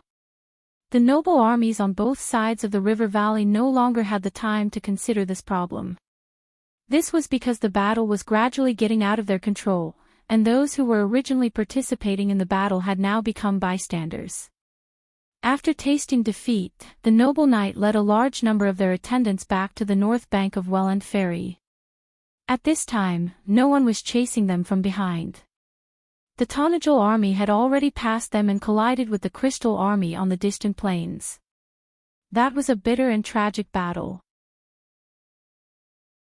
Everyone looked at this scene with lingering fear. They seemed to have seen such a scene when they were children. In myths and legends, in stories and dreams, the prophecy about the fate of the world that the wet nurse told them by the bedside, the engraving on the pale poem, about the moment when the people of Martha, the civilization of the world, met the ultimate enemy of this world. Dusk of the gods. In that case, who was the enemy of whom? What was everyone fighting for in this place? Was this just a civil war in a small kingdom? Why did it become like this? Those Northernite who had experienced or were experiencing this war were the first to feel confusion and fear. The development of things was beyond their understanding. The beliefs and values they had pursued all their lives, the question of who was the rightful ruler of the kingdom, seemed to have become insignificant at this moment. However, before the northern nobles could recover from the great shock, the defeated army on the plains had already rushed over. When the Dusk army appeared, the first to become their target was actually not the Tonajul army, nor was it even the most obvious target on the battlefield, the World Tree Fortress. Instead, it was the army of the northern nobles who were closest to the portal from the beginning. For the crystal and the insects, these humans were not allies in their eyes. They did not have this concept in their consciousness. Their choice was to follow their instincts and attack these creatures of order closest to them. Or rather, it was a massacre. The sudden attack from behind and the great sense of disillusionment of being betrayed by the royal faction and Count Yenbao instantly caused the Northern Noble Alliance to collapse. This collapse caused an even wider chain reaction. On both sides of the Ord River, many noble knight who had just reorganized their army and gathered the courage to return began to turn around and flee. Looking from the entire battlefield from afar, it was as if a terrible defeat had occurred. This was indeed a complete defeat. However, not all of Erewhon's people fled. On the battlefield, another group of Erewhon's people were defending their glory. These guys really fled. Little Montolo was covered in blood and half kneeling on the ground, using the magic sword that Brando gave him to support himself on the ground as he gasped for breath. His face was full of contempt as he spat. I thought they would at least have some courage and understand who the real enemy is. This can't be entirely their fault. Roland leaned on the huge roots of Valhalla and witnessed this scene. At this time, he could not help but think of his own position. Not long ago, he actually had no right to laugh at these people. However, he did not expect that the royal faction and Count Yenbao would have such a side. And his family, his father, did they really understand all of this? They just chose the wrong people, Roland muttered. Among Erewhon's people, there is no lack of brave people. For example, you, Roland. No, I am much luckier than them, at least for now. Even though he said so, Roland's tone was still filled with great disappointment. There was nothing more depressing than watching all the hope that you worked so hard for shatter. Needless to say, from the very beginning, he had been walking on the wrong path. However, a true man would not be discouraged and give up because of this little setback. As one of the most outstanding figures of the younger generation in the southern border, Roland only recovered after a short moment of self-blame. He picked up his sword and stood up with the help of Valhalla's tree wall. No need to be emotional, little Montolo, there is not much time left. The victor between us has not been decided yet. I just killed a small crystal worm, now we are even. What? Little Montolo was shocked. The situation is already so bad. I thought we could still hold on for a while. No, you're mistaken. What I'm saying is that your count may be about to win this decisive battle. Are you crazy, Roland? Little Montolo raised his head in surprise. He could not see any signs of victory on the battlefield. But Roland shook his head. I am not crazy. In terms of talent and swordsmanship, I may not be as good as you, but in terms of foresight on the battlefield, you are still far behind, little Montolo. I don't believe it. You don't have to comfort me, little Montolo replied unconvinced. At least in this battle, I am ready to die for my country. Then you should save your life for later. Roland raised his head and stared at the sky of the battlefield. Yenbao has already lost the last chance to win. Under his gaze, the silver brilliance that symbolized the goddess of war cut into the army led by Baron Dahl. That is Lady Andrea. Little Montolo exclaimed. But then he saw an even more incredible scene. The specks of Cisaldian magi in the sky above the battlefield fell one after another, falling into a sea of amethysts and never rising again. What was going on? Little Montolo's eyes widened, and his mind was full of question marks. A calm voice answered his question. The silver folk are not the real people of God. The Cisaldian apprentice wizards are the same as mortals. Before they really touch the realm of truth and law, they can't use spells to stay in the air for long periods of time on the battlefield. Roland and little Montolo turned around and saw that the pair of elven sisters had appeared behind them at some point. A tiny fairy was sitting on the younger sister's shoulder, but it wasn't the light spirit that had received them in the fortress. It was a fire fairy. The magic energy that pervaded the entire battlefield disappeared, and the Cisaldian fleet withdrew their support. So these poor guys finally have a taste of their own medicine. The fire fairy, or rather, the prince of the fire elemental fairies, Lute, answered coldly. A fleet. Roland replied thoughtfully. Little Montolo was about to ask who this strange little guy was, but it was at this moment that a wave of cheers interrupted his thoughts. He turned his head subconsciously. At this moment, the two fleets that were still in the sky finally moved. As if they had a premonition, the sea of crystals on the battlefield began to stir. Under little Montolo's surprised gaze, they began to retreat wave by wave. At that moment, the young man seemed to realize something in his heart. That thought was like a beam of light piercing through the darkness, shining straight into the depths of his heart. The Cisaldians had failed. They had won the battle in the sky. The Count had once again demonstrated his ability to create miracles. The army of Dusk had lost absolute air supremacy on the battlefield at this moment. As if confirming his thoughts, the horseshoe insect army that had been circling above Valhalla Fortress suddenly flew up with a hum, welcoming the two fleets in the air. Everyone on the fortress felt the pressure suddenly lighten. The elven archers that had been fighting desperately against the enemies in the sky even fell into a daze for a moment, not knowing what to do. Fire, keep firing. Until the front-line commander shouted at the top of his lungs once again. The army of crystal clusters was slowly retreating, and the originally flickering sea of amethyst was broken. The land where the smoke had dissipated showed an ominous reddish-black color. The pitch black was the embers left behind by the explosions, and the dark red was the dried blood clots. In the distance, a few long streaks of smoke fell to the horizon, and even more floating battleships gathered into a torrent. They were like a school of sparkling fish, slowly moving towards the north. When they entered the formation one by one, the sides of the ship were exposed. The entire sky suddenly flashed with a dazzling brilliance. Cannons boomed above the clouds, and the light of destruction poured down like raindrops. The raindrops directly penetrated the horseshoe insect army and projected the light of death on the plains. A series of flashes lit up on the plains north of the Paris Valley. Even from miles away, the people on the city walls could still feel the tremors of the earth. However, that was just the beginning. In this era, losing the sky was equivalent to losing victory. Unless the Dusk Dragon was willing to invest more horseshoe insects here and regain the advantage of the sky through an overwhelming offensive. But under everyone's gaze, the huge black hole in the center of the battlefield was gradually weakening. Obviously, even the Dragon of Destruction described in the Pale poem was not omnipotent in the world of order created by Martha. It was not invincible. At least here, Erwin's people had obtained a true victory.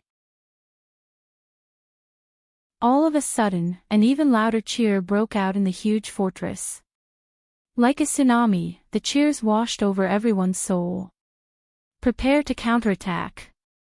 Monica, who was sitting on the skylight, was so surprised that she almost jumped up. She flew back to the hall and shouted at the expressionless girl of Valhalla. "It's time for us to vent our anger. Those damn northerners."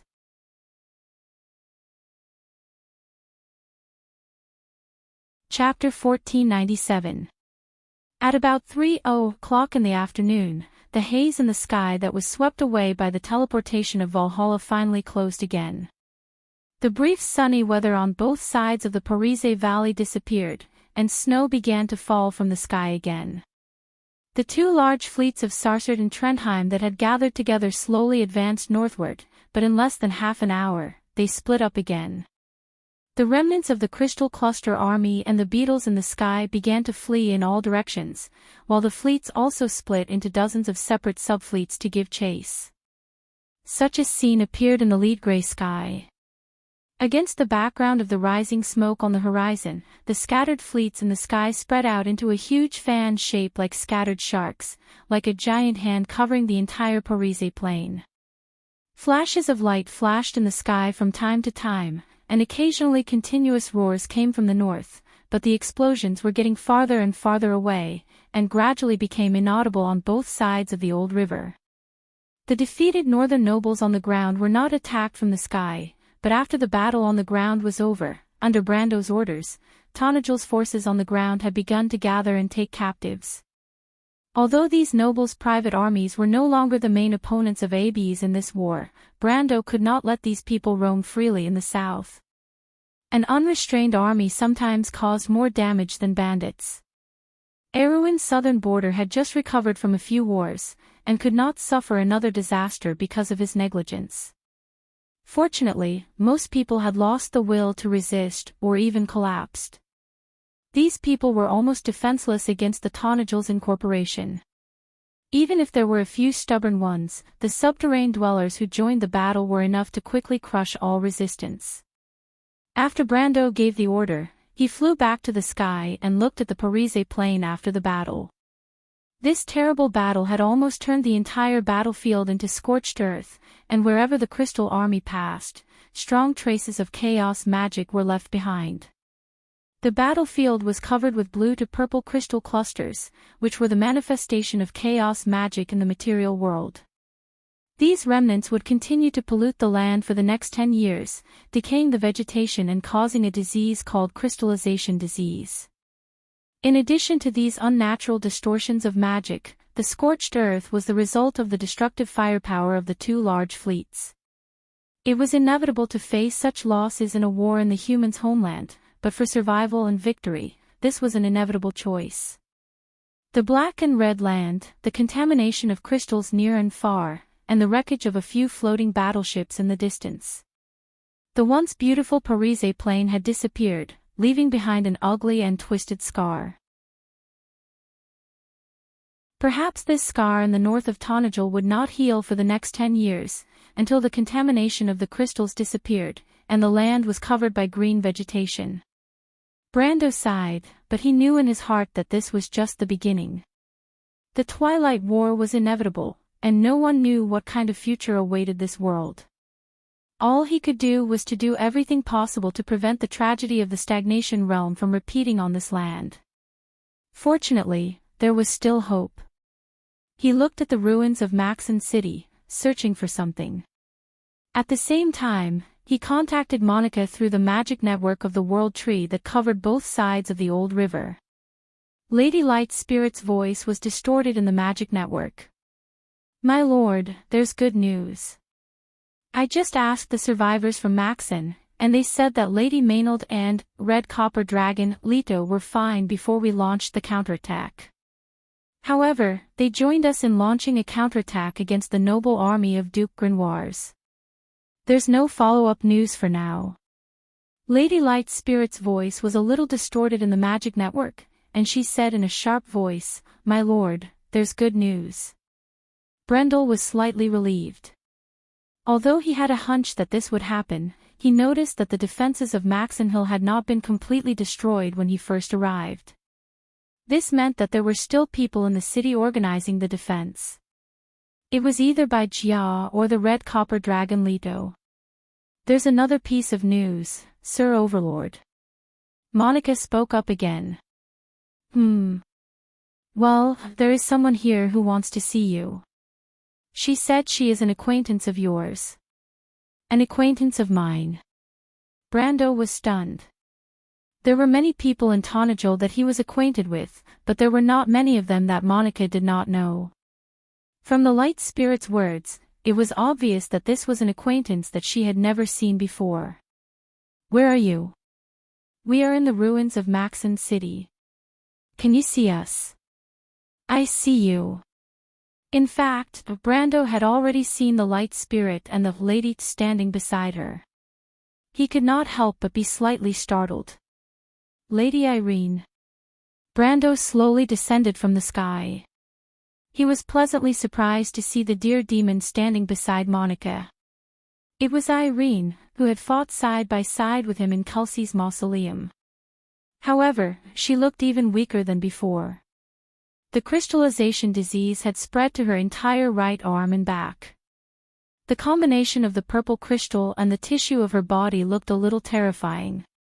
However, Irene did not seem to have been defeated by the crystallization disease. When she saw Brando, her face showed a familiar smile. "Little guy, we meet again." Monica looked at the dear-bodied banshee and then at Brendel. She blinked her eyes and felt like she had missed something. "Can you leave Sir Kelsey's mausoleum?" Brando asked, a little surprised. Irene shook her head. "No, I left Sir Kelsey's mausoleum for the same thing. I felt the aura of the Twilight Dragon behind those people. You know, it is my master's old rival." Brando certainly understood the grievances between the Darkness Dragon and the Planeswalkers of that generation and the Twilight Dragon. He nodded and said, "They are the Sisaldians. The grey mages of the Bugas have chosen to side with the Twilight Dragon." "I know them, little guy," Irene replied, to Brando's surprise. "I came to the surface to remind you that there is something strange about these people." "Something strange?" Brendel was taken aback and looked at her strangely. He did not quite understand what she meant by strange. "Little guy, you may not know, but before the war began, these Sisaldian grey mages were looking for something in the whole of Tonajol." Ah, Monica seemed to have reacted when she heard this. She quickly said loudly, "I remember now. Those annoying little rats still sneaked into our fortress, but it seems that Sir Babu has already subdued them." "Do you want to see them, Sir Overlord?" "I don't think they will tell you the answer." Helene shook her head. "I've secretly captured quite a few of them. These wizards don't even know what they're looking for. They're only looking for the mana gathering point beneath Trendheim. I think what they're looking for is related to the seal I'm guarding." Brando frowned. "Madam Irene, what is the seal that Sir Kelsey and the Witch Empress are guarding?" "I don't know." Irene shook her head. "Perhaps it is something important, but my master has never revealed any information to me or that dull pendulum." Brendel only shrugged when he heard that. Irene's words made him think of something, but all in all, the clues were still a mess. He knew that 1,000 years ago, Odin and the Flame King had started to set things up in Erewhon. Martha and the Twilight Dragon had also set their sights on this place. In short, this small kingdom was now a mess. Perhaps there was something important under Tonajol. Perhaps it was the long-lost holy sword of light of the 7 sacred swords. He might find out the truth sooner or later, but he really did not have the time to think about this problem now. At least for now, the Twilight Dragon's claw had been slapped back. Before it recovered, Tonajol was still safe for the time being. He just had to guard against the infiltration of the Sisaldian wizards. However, Brando had enough reason to believe that these annoying grey wizards would not have the leisure to do anything else soon. He raised his head and looked at the grey sky. "I owe you another favor, Madam Irene." Of course, Brando could see that this place had experienced a great battle. The stone statues of the noble army and the crisscrossing vines on top of the ruins explained everything. This was a strategic route to Fort Mintel. If Irene had not blocked the Duke of Grenoir's army here, with the little forces of Allium Japonicum and the Reto, they would not have been able to wait until Fort Valhalla came to support them. Sometimes, Brando had to admit that fate was indeed full of all kinds of coincidences. If it had not been for the chance encounter in the underground tomb, he would not have been able to rely on the Paradise of Adversity deck to defeat William, let alone the Cruz Empire and the Holy Cathedral of Fire. Today, if it had not been for this dear-bodied banshee, he might have had to face the tragedy of history repeating itself in the land of Erewhon. The dear-bodied banshee showed a very chic smile on her face. "Then you have to remember the favor you owe me. How do you plan to repay me? Don't forget that you are my little lover."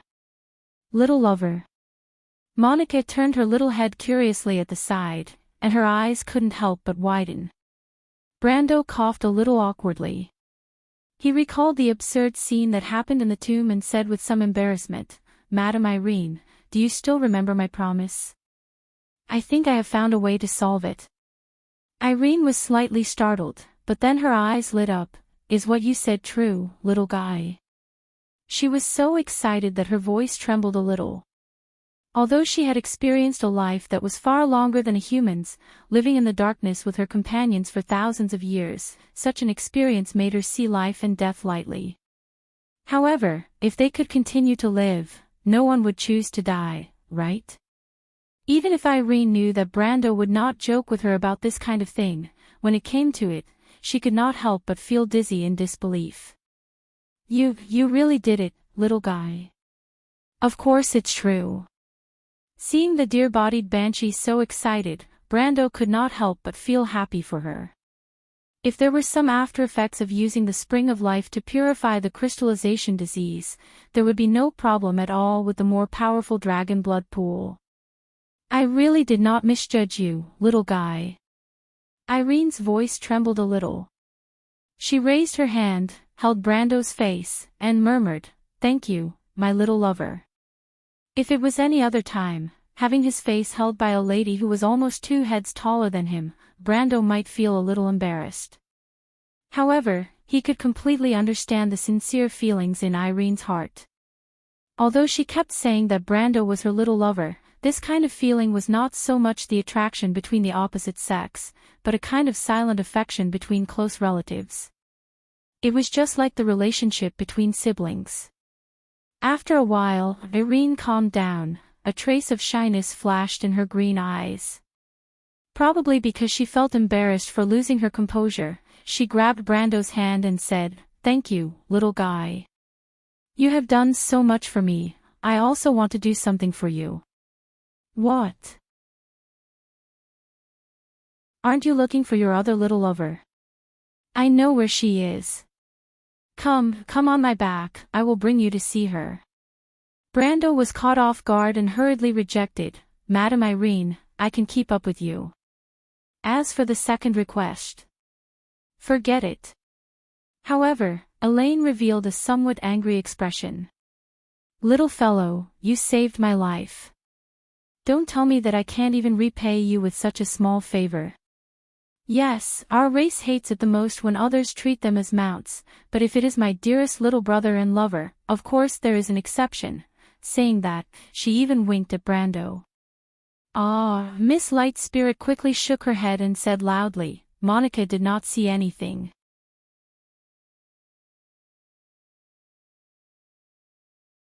Chapter 1498. When Brando saw Maynard or Allium japonicum again, it was in a forest a few miles away from Fort Mind on the north bank of the Ord River. A camp belonging to the noble's private army was destroyed by the light cavalry here. After passing through the collapsed tents, the flag with the emblem of the Duke of Grenoires lay in the mud and was trampled on. In the tent at the end of the path, Brando saw his senior, who seemed to be sleeping soundly. Her eyes were closed, and her long eyelashes were motionless. Her snow-white neck and even chin were stained with mud and blood. She was wearing Erwin's knight's battle robe. Her injured chest was red, but fortunately, it was only an injury. As she breathed, her full breasts rose and fell gently. Miss Maynard lost too much blood and accidentally tore her wound in the final battle. The others couldn't persuade her. "I'm sorry, Sir Lord," Reto said apologetically. "It's not your fault, Reto." Brando interrupted the veteran. He knew that his senior was not like this. Maynard must have taken over the main personality in the final stage. But in any case, it was fine as long as the two were fine. No matter how serious the injury was, it was insignificant in front of the power of rebirth contained in the dragon blood pool. And it just so happened that he could use the power of rebirth to create a new body for his senior. At this time, Brando turned around and glanced at Irene. There were 3 main reasons why he looked for the spring of life. First, he promised to completely cure the stag banshee's crystallization disease. Second, it was to help Count Yenbao's daughter, Maynard, recover. Finally, it was to separate his senior's soul so that she and Maynard could have their own lives. Now, the 2 main characters were here. Although Dilfari was still far away in the Yenbao territory, and her life or death was unknown, the recovery of the Count's daughter's body required a very small amount of the dragon blood pool's power, so he only needed to reserve that part in advance. "Then, Sir Feudal Lord, I will wait for you outside." Seeing the intention of his feudal lord, Reto promptly excused himself. After following Brando for so long, the veteran knew that his liege had some secrets of his own. Besides, even if his liege and this lady wanted to save Miss Maynard, there was nothing he could do as a man. After Reto walked out of the tent, Brando said, "Madame Helene, I want to use the power of the dragon's blood pool to heal her injuries. Your crystallization disease can also be cured in it." Dragon blood pool. Hearing this term, Helene couldn't help but cry out, "Little fellow, you actually found that kind of thing. No wonder you were so confident that you could cure my crystallization disease." "I was just lucky. I only knew that there was a spring of life in the Black Forest in the south. I originally planned to use the power of the spring of life to purify the crystallization disease in your body. But I didn't expect to get an even more powerful dragon's blood pool. Maybe this is Lady Martha's blessing." Brando replied, feeling a little emotional. The power of the spring of life was strong enough to purify the crystallization disease and heal Dilfari's body, but it was not enough to build a body. He never thought that he would get the dragon's blood pool on the way back to Erewhon, and all the problems would be solved. Maybe it's true. Helene couldn't help but mutter to herself. She gently stroked her cheeks that were full of crystal spikes with her hand. She couldn't suppress the excitement in her heart. When an impossible thing became reality in front of her, anyone would lose their composure like this. Brando looked at her and wanted to say a few words of comfort, but he didn't expect that the dear demoness had already narrowed her eyes slightly. "But compared to this, what surprised me more is you, little fellow, what? In my memory, although the spring of life is not as powerful as the dragon's blood pool, it is still mysterious and unfathomable. You actually know the exact information about it." Helene looked down at Brando with her green eyes. "How many more secrets do you know, little fellow?" "Well." Brando couldn't help but feel a little guilty under her gaze. He knew many secrets, but there were some that he really couldn't say. It wasn't that he wanted to deceive anyone. In order to change the topic, Brando had to cough softly. "The spring of life is swimming in the Black Forest. I can't say too much. I understand. You don't want to disappoint those who believe in you." Helene smiled faintly. She paused for a moment before speaking again. "But you're right, little one. Compared to the spring of life, using the power of the dragon blood pool on me is too much of a waste. I'm not so bad that I can't wait for this little bit of time. As for this lady's injuries," she pointed at Maynard. "You don't need to use the dragon blood pool so much. If those druids under your command can't do anything about it, I can think of something for you." The dear demoness raised her right hand and a soft green ball of light appeared in the middle of her palm. "Speaking of nature magic, the druids learned it from us. Our ancestors were also the golden tribe of the forest." "Thank you, Miss Helene. But it might not be that simple." Brando shook his head and explained the situation of Maynard and Allium japonicum to the dear demoness. However, the background of Allium japonicum and Maynard was too shocking. Of course, he still held back and omitted the part about Martha. It wasn't impossible to have two souls in one body in this world of magic. Brendel only said that Maynard and her sister had been cursed by a witch before they were born, and that was why such a situation had occurred. Although Helene looked a little suspicious, she was smart and didn't ask. After listening to Brando's explanation, she nodded. "You mean, you need me to stay and help you maintain the ritual, right?" Helene looked at Maynard who was lying on the stretcher and then looked at Brando with a thoughtful expression. Brando nodded. "Yes. The situation in Erewhon is chaotic right now. Her Highness, Amandina, and Freya are still in danger.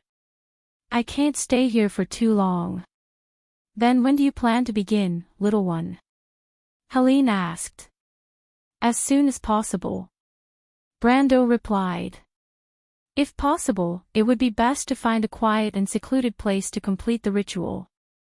But there were no such conditions, so he could only keep it simple. The situation in Count Randner was worsening by the minute. Even if Trenthium's current victory could affect the war in the north, it would take at least a few days before it could affect the situation in the north. But Amandina was in the enemy's hands, and Brando didn't want to waste a second. The power of the dragon's blood pool is very strong, and it's not picky about the ritual's environment. It can be completed anywhere as long as it's not disturbed by the outside world. I understand, Helene nodded. Don't worry, little one, I'll ensure your little lover's safety. Brando didn't have time to explain that Maynard had nothing to do with him. Anyway, it was only Helene's misunderstanding. With her personality, she wouldn't communicate with outsiders, so it wouldn't affect her reputation as a knight. He only nodded. Thank you, Lady Helene. I don't need your thanks, Helene replied with a smile. You have to be careful of those Cisaldians. They won't admit defeat easily. If you want to act against them, it's best to find allies. I understand. Brando nodded. Creating any life was the most taboo domain for alchemists and necromancers. Necromancers had explored this path for nearly 1,000 years, but they still couldn't solve the biggest mystery between life and death. As for the path to eternity, it was even more distant. The undead called it the Eternal Kingdom, but in front of the true power of life, it was nothing more than dust built on decay. Because creation was the domain of gods. Although he had the power of the dragon's blood pool, Brando didn't dare to arrogantly claim that he wanted to create life. Fortunately, he didn't need the true power of creation. The secret of eternal life was stored in the soul. Brando created nothing more than a carrier for the soul. Senior Allium Japonicum's soul was powerful, but it lacked a container. Or a shell. In fact, in theory, the magic circle Brando drew was also a kind of necromancy, but with the help of the powerful life force of the dragon's blood pool, it naturally wouldn't create something lifeless like the necromancers. The whole ritual lasted for several hours. After the dragon's blood pool stabilized, Brando left the tent with relief. Next, the boiling dragon's blood would continue to build Senior's body under the guidance of the ritual, which would take several days. Brando ordered Redo to seal off the whole forest and told him that no one was allowed to come close to the tent for the next few days. Redo certainly didn't know what was happening in the tent. He only thought that the deer demon was healing Maynard's injuries. Since Brando told him that the process couldn't be disturbed, the veteran who had been in the war for many years would carry out this order meticulously. It didn't matter if it was a day or a few days. This wasn't just out of loyalty, but also out of duty to protect the comrades who fought side by side. Brando was a little apologetic about the veteran's loyalty. After all, he didn't tell the truth. However, he also understood that this matter was too shocking. In order to protect the privacy of the female knight and senior, he shouldn't say too much. After leaving the forest, Brando asked Monica to extend Valhalla's roots to this area.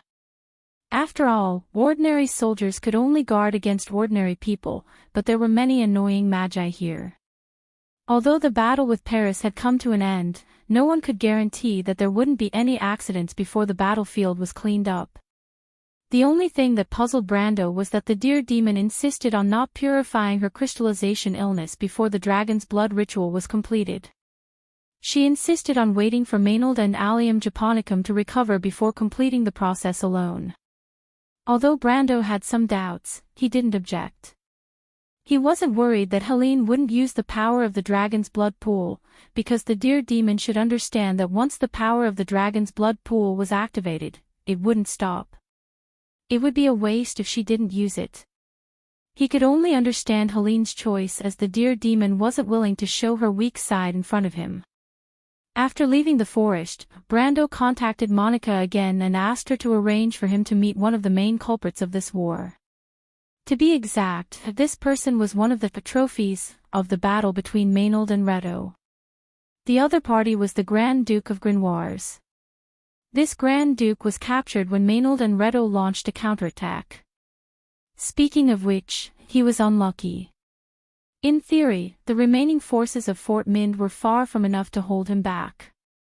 However, when the army led by Abes launched an attack, this respectable Grand Duke was stabbed in the back by his own people. It was the Crystal Cluster army and horseshoe beetles that Baron Dahl had summoned in a frenzy.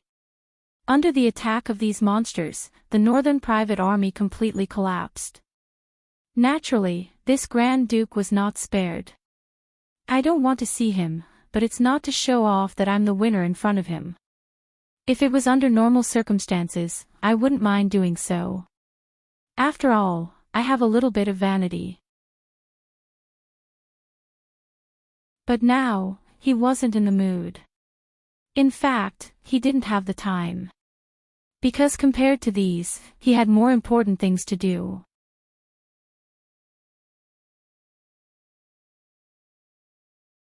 Chapter 1499.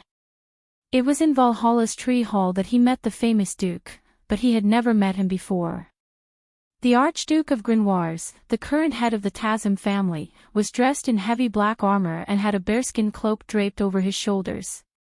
Although his weapons had been forcibly removed, and his hair was a little messy, his spirit was not dispirited.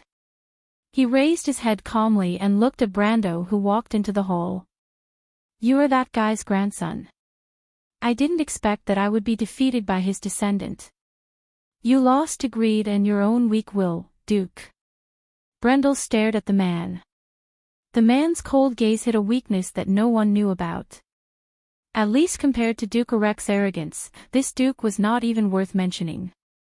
"From the moment you betrayed Owain, your fate was sealed." Brendel replied flatly. "Whatever you say," Grand Duke Grenoires replied. "Tell me," Brando said, "what is the matter with the royal faction? I believe they are fickle, but if they have the ability to endure, they would not have lost so badly in the last war." The Duke sneered. "Young man, if you're here to make me bow to you and that little girl, then I'm afraid I'll have to disappoint you. I'm not on the same side as you. You might be able to fool that old fool, but I happen to know that very well. In other words, you intend to bury the entire Tarsim family because of your stubbornness." The Duke's expression changed slightly, but he was silent for a moment and replied, "Young man, I want to remind you that the people of Sosselt are not to be trifled with. On the contrary, Duke, if the conflict between you and me is only the internal conflict of Erwin, then the price that the people of Sosselt have to pay has just begun." Duke Grenoires looked at Brando with some surprise. He could not tell if this young man was too arrogant or just too confident. "Tell me, Makarov or Oberway, who is the real mastermind?" Brando continued to ask without any expression. Duke Grenoires' lips twitched, but he did not say anything. Brando looked at him for a moment, and then turned to Anruff, the Archdruid of the Loop of Trade Winds. "Elder Anruff, please inform the Loop of the World and the Archdruids. Ask them if they still remember the agreement from the previous era, and if they still remember Lady Martha's standards. Tell them that if the Silver Folk allow their scum to interfere with the mortal world, then I will have to personally start a mortal war, and destroy the last pride of the Silver Folk in a sea of fire. My lord, go, they'll understand what I'm saying." Grand Duke Grinoelson frowned at the scene. He could not believe that a mere Count Tonagel dared to talk to the Druid's Ring of the World in such an arrogant tone, not to mention that the other party had even shamelessly claimed to destroy the Silver Folk. It was as ridiculous as the small states along the Silver Bay claiming to destroy the Cruz Empire. But what surprised him was that the Archdruid from the Loop of Trade Winds bowed respectfully to Brando with a complicated expression, and then left. Duke Grenoires certainly understood the relationship between the Tonagel and the Druids of the Loop of Trade Winds, but he did not understand why Brando showed him this scene. Did he want to scare him with these big words? This was simply too laughable. But his frown only lasted for a few seconds. Not long after Anruff left the tree hall, a white light suddenly flashed in the center of the hall, and a silver fairy appeared there. It was obviously spatial magic, and it was the legendary ultra-long-distance teleportation. Grand Duke Grenoires was not an ignorant ordinary person. He knew at a glance that the other party must be an ally of the Bugis, the Light Fairies, and the only fairy clan in the world that was good at law magic. Needless to say, the other party must have come to this place through the ultra-long-distance directional teleportation circle of the Bugis. And just as Duke Grenoires was shocked by this scene, the fairy lady spoke. She said to Brando somewhat sternly, "Brando, you can't do that. Although the private actions of the Sasaldans have seriously violated the principles of the Silver Alliance, you can't let the entire Silver folk bear this mistake. Lady Tanya. Brando only needed to hear the voice to know who had come, although he did not expect the Bugas to come so quickly. Although the Bugas and the Loop of the World had different ideas, as a remnant of the order of the previous era, when he asked Enrich to inform the Loop of the World, the Bugas should have received the news immediately. After all, for them, this should be the most urgent situation next to the coming of dusk. But Brando was not interested in the Bugas' reaction. He was even a little annoyed. The petty actions of the Sasaldans could not be hidden from the Bugas. What they did in Erewhon was almost transparent to the other Bugas from the beginning. The so-called shocking of the entire Silver City-state seriously violated the principles of the Silver Alliance. If it was someone else, they might have considered it, but Brando did not care at all. He was very clear about the Bugas' code of conduct. The Bugas obviously put the arrival of the Dusk Army as their primary consideration. As for the violation and even betrayal of the Sasaldans, although it also annoyed them, it was also a secondary matter to be dealt with.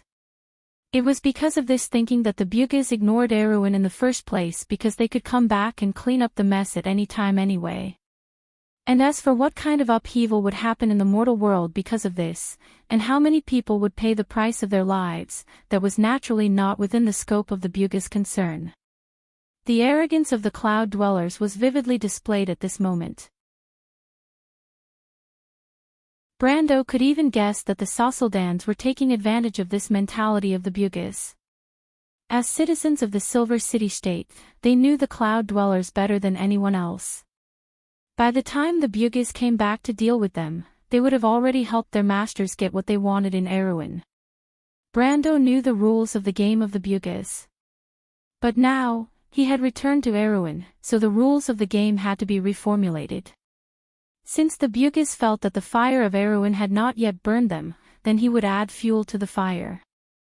Since you don't care, then I'll make you care about it.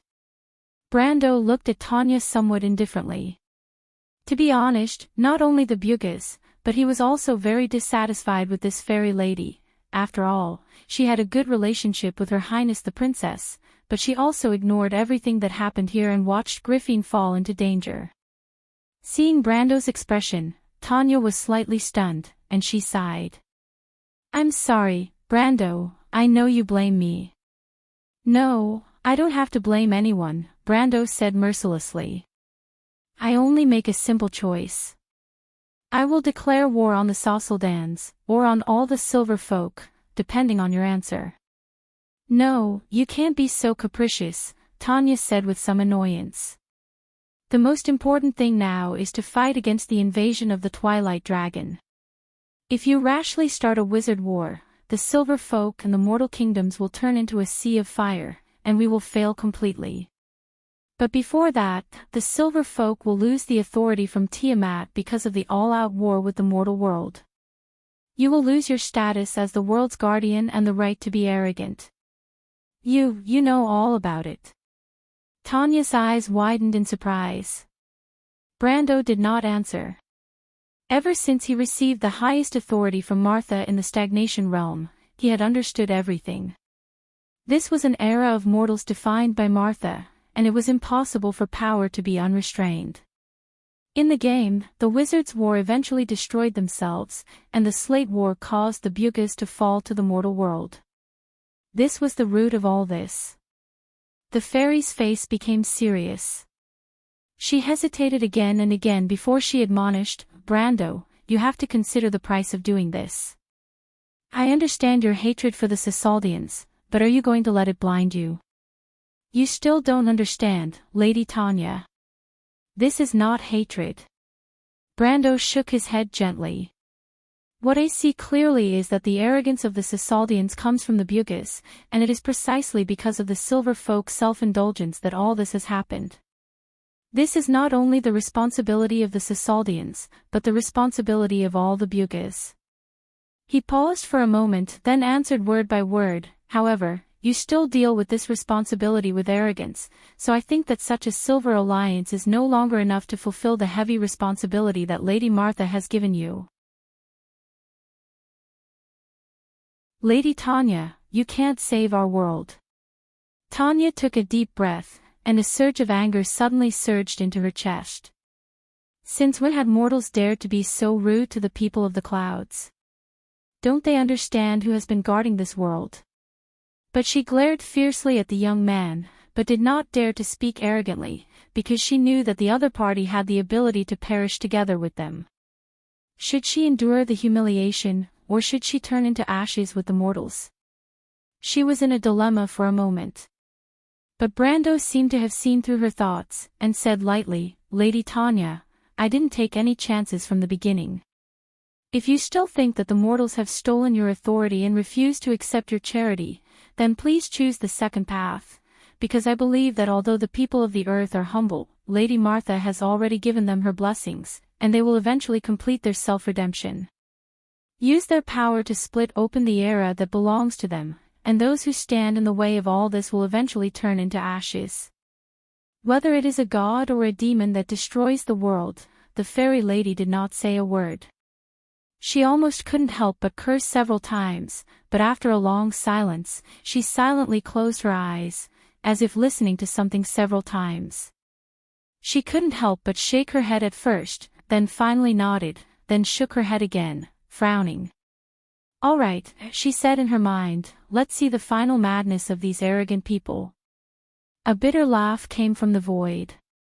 After a long time, Tanya looked at Brando angrily and said, since Lady Martha has given you that crown, very well, we give you power. This is to tell you that the Buga people are not as arrogant as you think. You are just mortals, you don't understand where power comes from.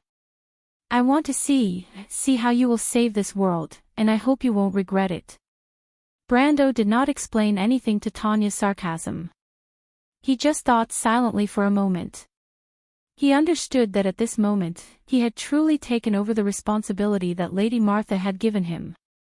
He thought that when he took over all this, he would not be able to continue, because what ability did he have to decide the future of this world? But when this moment came, he felt a sense of relief. Because there was no need to hesitate. There was no need to talk about regret. He just needed to let go of everything, and use all his strength to move forward. Brando looked up, and when he lifted his head, it was as if there really was the weight of a crown. That was what Martha had promised him, his mission. As the saying goes, if you want to wear a crown, you must bear its weight. Brando turned his head, and his gaze was fixed on Duke Grenoir's. The gaze that the Duke did not care about before was now like a sharp sword piercing his heart. It was more than 1,000 pounds, and it made him shudder. Duke Grenoir's was just glanced at, and he subconsciously lowered his head, not daring to look at it. It was as if he was facing the gaze in the high-arched and deep hall when the kingdom was in the ascendant. It came from Erewhon, the Lord of Resurgence. The majesty that came from the taciturn was like the snow in the winter, chilling him to the bone. But at this moment, it was still better. Like a trembling subject being stared at by his monarch, Duke Grenoir's felt that his will had been stripped away from his body. He could not resist at all, and could only answer dryly, "It was Makarov, your Majesty." Lord Oberway was turned into his appearance by that monster, and he was imprisoned in the summer castle near Bragg's. What I said is true.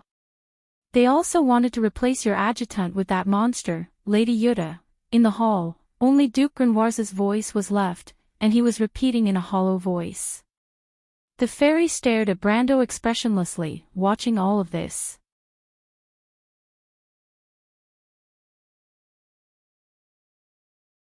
Chapter 1500. Magadol looked at Canterbell City from afar. The trade town that connected Silver Bay to the wilderness of the Four Territories seemed a little lonely in the morning fog. This was not the city she was familiar with. Those who relied on the daily operations of this huge city, the farmers, craftsmen, and the merchants who shuttled through the various trade routes, were usually busy at dawn, waking the city from its slumber. Before the first ray of sunlight fell, the ancient city would be filled with fresh colors. But today, the city was like a sleeping beast, silently creeping on the fertile fields outside the aloe forest. The morning breeze blew through Magadal's hair, and the unusual atmosphere in the air made the princess of the church even more uneasy. In the huge military tent behind her, the noises of dispute represented the various lords of the allied forces from the Silver Bay region. They had yet to come to an agreement. After the disaster of White Mountain, the Wind Elves announced a blockade of their borders, and prohibited any outsiders from passing through their territory. The Alliance army's path to the north was thus cut off, and the people were discussing whether they should change their route through the wilderness of the Four Territories, through the territory controlled by the Empire's Red Army. They had all kinds of concerns. But the most important factor was the safety of the army. Since the fall of the Black Moon, there had been no news from the wilderness of the Four Territories. The humans and the Wind Elves had withdrawn from the confrontation, and the last news that the Red Army was trying to get close to the forces of the Crown Prince in the north, but then the entire army mysteriously disappeared, as if they had disappeared overnight. Before the disaster of White Mountain, Veronica asked the Wind Elves to send scouts to the west of the wilderness of the Four Territories in order to determine the location of the Red Army. But when the elves reached the east of Anzaruta, they only saw a large number of Highlanders migrating north. The Highlanders' homeland was completely turned into a sea of fire due to the fall of the Black Moon, and the migration of the Anzaruta region triggered a group reaction from the Highlanders. The clans that originally lived on both sides of the Buta River, the river was located to the east of Vargas, where Brando had once passed by, and in Anzaruta's territory, it was the most ancient and sacred land of the Anzaruta Highlanders, migrated north to the Red Mountain region, and the local clans of the Red Mountain continued north to the south of the wilderness of the Four Territories. Among these migrating clans, none of them claimed to have seen the Crew's army disappear on the road. And after the disaster of White Mountain, the elves closed the country, and news from the north and south was cut off. Some people speculated that the Red Army may have been destroyed by the Twilight Dragon, or the most optimistic explanation was that the Crew's people were besieged in the southeast of the Evergreen Corridor. In fact, after losing the natural barrier of the Highlanders of the Anzaruta, the area of the wilderness of the Four Territories and Evergreen Corridor had become a possible enemy territory. In other words, no one dared to guarantee that the Allied army could safely pass through this area. There were always differences, but under the insistence of the ferocious Alpha Wolf of the Anzaruta family, the Allied army still approached the vicinity of Canebell. Here, Duke Brandon finally had to give up his unyielding style, and for the first time, an intense argument broke out among the nobles. Canebell, the most important trading city in the west of the wilderness of the Four Territories.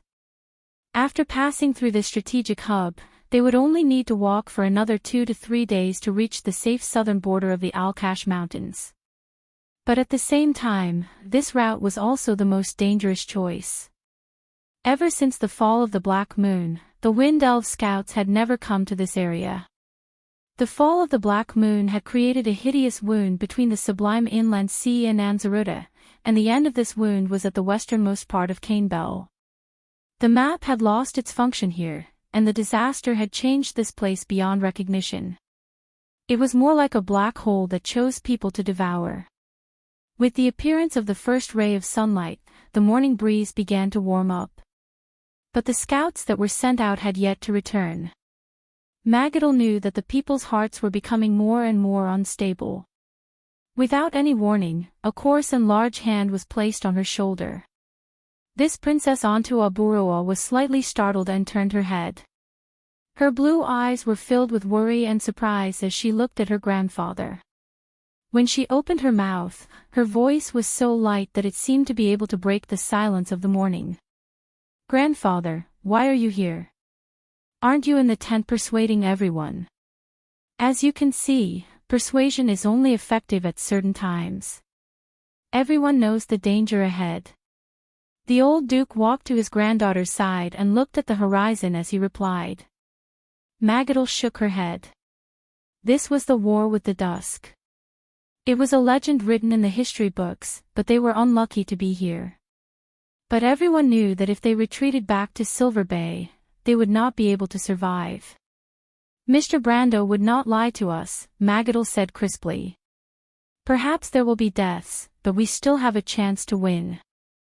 That person, he had never let down those who trusted him. She had seen it with her own eyes. I also believe in him. After all, he is the descendant of that person. I have seen the same shadow in him. I believe that they are both people who can change everything. The old Duke recalled the time when he met Brando, but what he saw was a silver sea. Countless fluttering spears and flags, and in the vast wilderness, the knights were chanting the name of that person. But in the end, they all turned into a single note. Victory! Victory! Victory! That tall figure stood motionless. Until it became a monument that was engraved in everyone's heart. Behind it was an ancient family name. Then why don't you say it clearly? Magadal asked. Brando shook his head. Everyone is brave enough. What more can you ask for? But bravery is one thing. Being afraid of death is not cowardice. The key is that people know the value of death. A worthless death is dishonorable.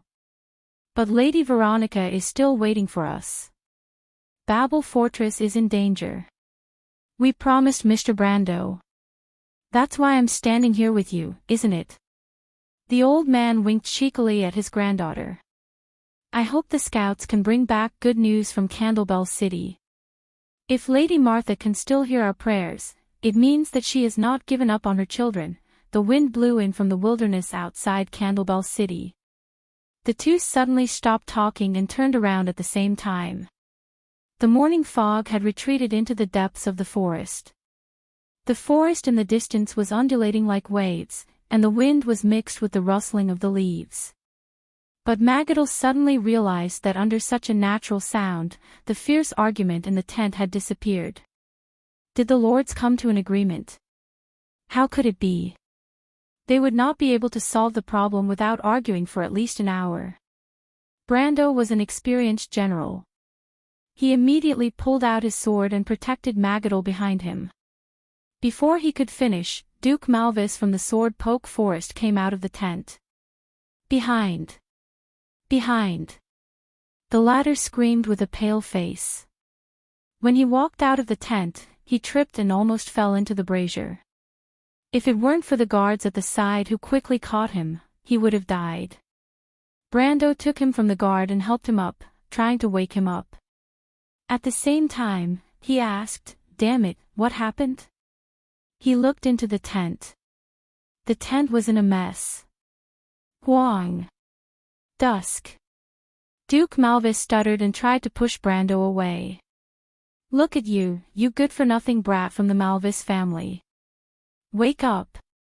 The old Duke angrily threw him to the ground and grabbed his collar.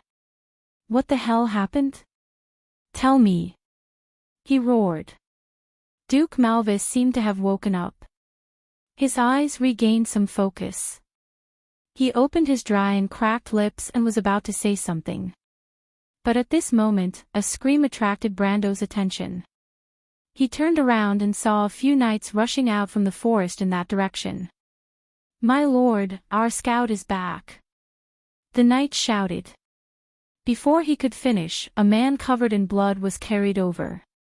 He was still conscious and shouted, My lord, we found them. They, who? Blank threw Malvis aside and asked with a frown in that direction. Cruz's men, the Red Army. What? The old Duke was shocked and asked, Where are they? The scout shook his head. They told us to run, my lord.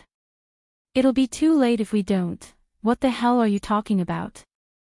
Frank had a dissatisfied look on his face.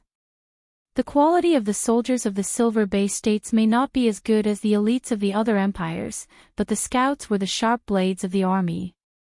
How could they not speak clearly? Even the most basic level of calmness could not be maintained. Brando was about to scold him, but before he could say anything, Duke Malvis, who was sitting on the ground, suddenly stood up and grabbed his arm. "Listen to him, leave this damned place," Duke Malvis shouted with a pale face. Brando was about to scold him, but he stopped. He seemed to have realized something and pushed Duke Malvis's hand away. He walked quickly to the edge of the forest and looked towards the northwest of Candabel. It was in the opposite direction of Candabel City. The vast forest formed a sea of green, and there seemed to be a few inconspicuous black dots in the sky. Brando, the White Wolf Grand Swordsman, was very sensitive.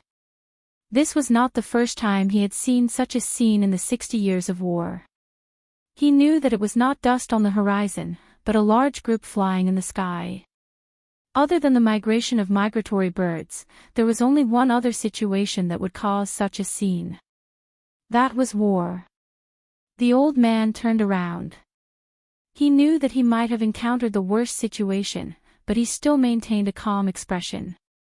He asked his subordinate, "Where are Cruz's men?" Perhaps every minute and every second would determine life and death, but as the former commander of the Allied army, this was not enough to make him nervous. Some people had experienced the most tragic war, and those who survived were only fulfilling the promise of living for those who had died. Moreover, they were still burdened with the lost glory. There was no situation that could make these veterans bow their heads.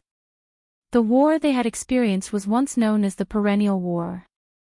It was a battlefield where they danced with death. "We guessed wrong. Sir," the scout was almost crying, "Cruz's men have been fighting against those monsters in Candabel. They intend to bypass Babel Fortress and attack the hinterland of Saint Tassol. Cruz's men sent a messenger to ask for help, but they did not arrive." Brando took a deep breath, as if he needed to let the cold air fill his lungs again to calm himself down. Duke Malvis stumbled forward and grabbed his arm again. "Let's go, Uncle Brando." In a moment of desperation, he almost called out the name he used to call the strict elder when he was young. At that time, his father was still alive, and he was not the master of the Malvis family yet. Behind, there are also those monsters, countless of them. If we don't leave now, it'll be too late. It's already too late. Brando shook off this useless fellow. He understood that the others might have already brought their men and fled. He pointed sternly at the tip of Duke Malvis's nose and said, "Go and get the others back. Our only chance is to retreat into Candabel City." "No, I can't do it." Duke Malvis shook his head in fear. Brando snorted coldly. He turned his sword around and swept the hilt of the sword across the fellow's stomach, causing the latter to bend over like a shrimp in pain. However, the old duke quickly grabbed the fellow's collar again and pulled Duke Malvis in front of him. He said loudly, "I saved your life because of your father. Listen carefully, if you don't want to die, do as I say." However, Duke Malvis still looked hesitant. Brando could not help but shake his head in disappointment. "You are far from your father, little fellow from the Malvis family," he said bluntly. "No matter how fast you run, can you escape the eyes of the heavens?" Duke Malvis's jaw dropped. He seemed to have finally remembered who was the most authoritative expert here. No one could be compared to the Deputy Marshal of the Allied forces 60 years ago. He subconsciously asked, "Uncle Brando, how can I get the others back?" "I know what you're thinking," Brando replied. "But if we don't gather together, even if we retreat into Candabel City, we will still die." Seeing Duke Malvis stumbling away, Magadal, who had already regained her composure, could not help but ask, "Grandfather, can we really defend Candabel City?" The old man shook his head. Magadal was a little surprised at her own indifference to safety. She suddenly realized that this answer did not cause any ripples in her heart. Perhaps it was because she had already expected this answer. She suddenly thought that this could be her burial ground, but she was not afraid. Perhaps she was destined to be different from those mediocre people. After a moment of silence, she asked again, if Cruz's people can hold on for so long, can we? Cruz's people can't either. Brando sighed. He walked to the outermost edge of the forest, and the plains of Candabel could be seen clearly in the distance. The old Duke raised his hand and pointed at a black shadow on the horizon. Do you see it? That thin black line appeared on the horizon in the northwest. And very quickly, it became a sea. It was a purple sea. It swallowed everything in its path. The forest and the lake were like a lone boat on the stormy sea, disappearing in an instant. Magadal's blue eyes were filled with shock. Do you think Cruz's people can stop them? Brando asked his granddaughter. Magadal shook her head silently. The old man was silent. Then he said, they came from the Alcash region. What? The cracks in the sacred oath caused by the catastrophe of White Mountain could not be hidden from the Twilight Dragon. It's a pity that the Crimson Army did not manage to send the message. Next, it's our turn, he sighed. No one can stop them from entering the heart of the Elven Palace. Cruz's people are done for, and Saint Tossol's people are about to bleed to death. Is there any hope for this world? Babel Fortress still has Cruz's people and the elves stationed there. They will not let this happen without doing anything. The attack will not be independent, Brando said. The Twilight Dragon has been preparing for this for so long. This is the signal for an all-out attack. Babel Fortress is also in danger. We are still here. We will delay them in Candabel for as long as possible. Magadal seemed to have made up her mind. She said firmly, we will replace Cruz's people and send the message out. This will allow the elves to be on guard. The old man was silent and did not answer directly. But Magadal had already seen the answer from her grandfather's face. Is it difficult? The Crimson Army is 10 times stronger than us, Mary. Magadal clenched her fists. The nun princess thought of many lines in her heart, but she still could not believe that their last hope was lost so easily. There must be a way, right? She could not help but ask, then what should we do? Is this it?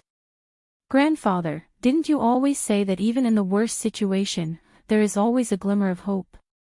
The old man shook his head. There is still Brando. He could not do it either. Even his grandfather could not do it. Brando thought to himself. Perhaps the elves in Madara could put aside their differences and allow the undead army to enter. But even then, he did not know how much they could save. Moreover, it was not so simple behind the scenes. Even he could not do it. Magadal kept her mouth shut. Perhaps it was because nothing could be changed. At this time, the nun princess' heart calmed down. She did not know why, but at this moment, she recalled the conversation she had with Griffin in Vladipest. In the small hut, the cheers of the students on the field could be heard from time to time. In the white porcelain cup on the tray, the fragrance of tea rose in spirals. 2 girls whispered about their dreams and visions. At that time, it was just a simple pursuit, but today, it was her best friend who realized it first. Who could say that it was the naivety of a girl? She chased after her own destiny. Thinking back to how she met the people of Abes, it was more like a strange dream. And that person, her knight. My best friend, have you achieved your dream? She prayed silently in her heart. Brando suddenly frowned and made a sound of surprise. This made Magadal come back to her senses and looked at her grandfather with some confusion. What's wrong? But the old man did not answer directly and only shook his head slightly. He seemed to have seen this scene before. It was Alcash in the cold wind.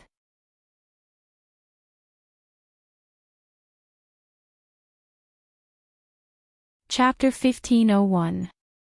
Beerus' third line of defense has been breached. Sir Laval's battalion is requesting support. Enemy flying units have appeared in the spire of the Lion Beast Dash, they are in the 12:00 direction.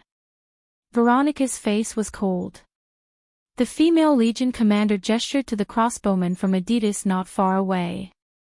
The officer saluted her and rushed to the top of the fortress with the heavily armored crossbowmen. Purple arcs of light lit up the sky from time to time, but it was enough to illuminate the entire huge battlefield. Bright spots of light rose and fell one after another, reflecting the light blue network behind it. It was a light curtain about 10 kilometers wide. Behind it, a behemoth had completely risen from the ground and was suspended in midair. Its surface was shining with a metallic luster, like a hexahedral prism thousands of meters long. And that was the Tower of Babel. Against the backdrop of this giant tower, the crisscrossing mountains in the Alkash region were like a pocket-sized sand table, and the human defense system was more like a linear distribution of dust. As for the human soldiers who relied on these fortresses to resist, they were almost invisible. However, no matter how small their existence was, when their numbers were enough to cover the entire valley, they still dyed the entire earth with color. On one side of the undulating mountains was the red battlefield of the Cruz people, and on the other side was a turbulent purple sea. The two sides were intertwined. Veronica was watching the crossbowmen moving up the walkway of the city wall from afar. At this distance, more than 60 crossbowmen were as small as a creeping black line. The horseshoe beetles whistled down from the sky, and the crossbowmen had to stop and erect tower shields. From time to time, some of them fell off the city wall. Here, death was nothing more than a common thing.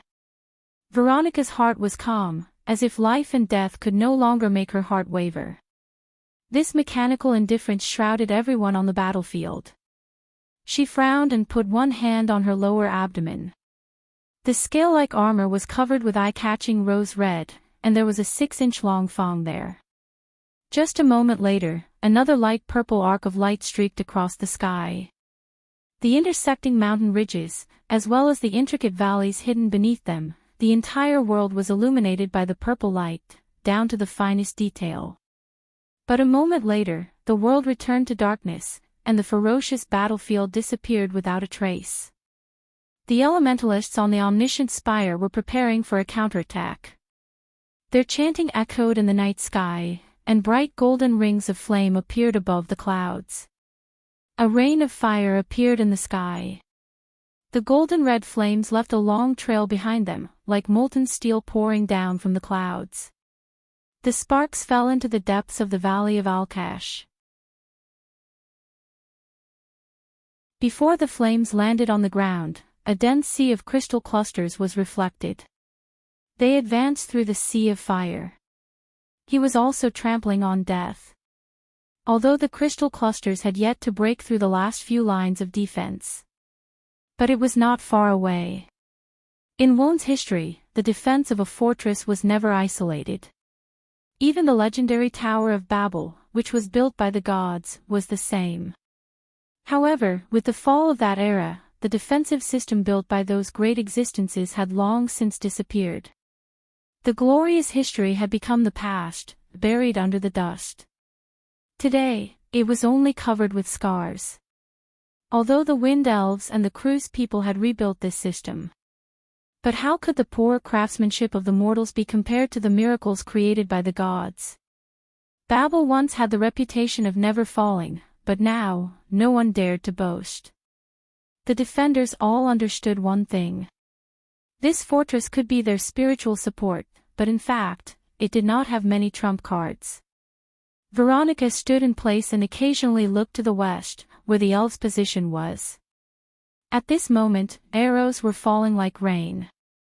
The Golden Elf archers' powerful dominance on the battlefield effectively stopped the advance of the Crystal Legion army.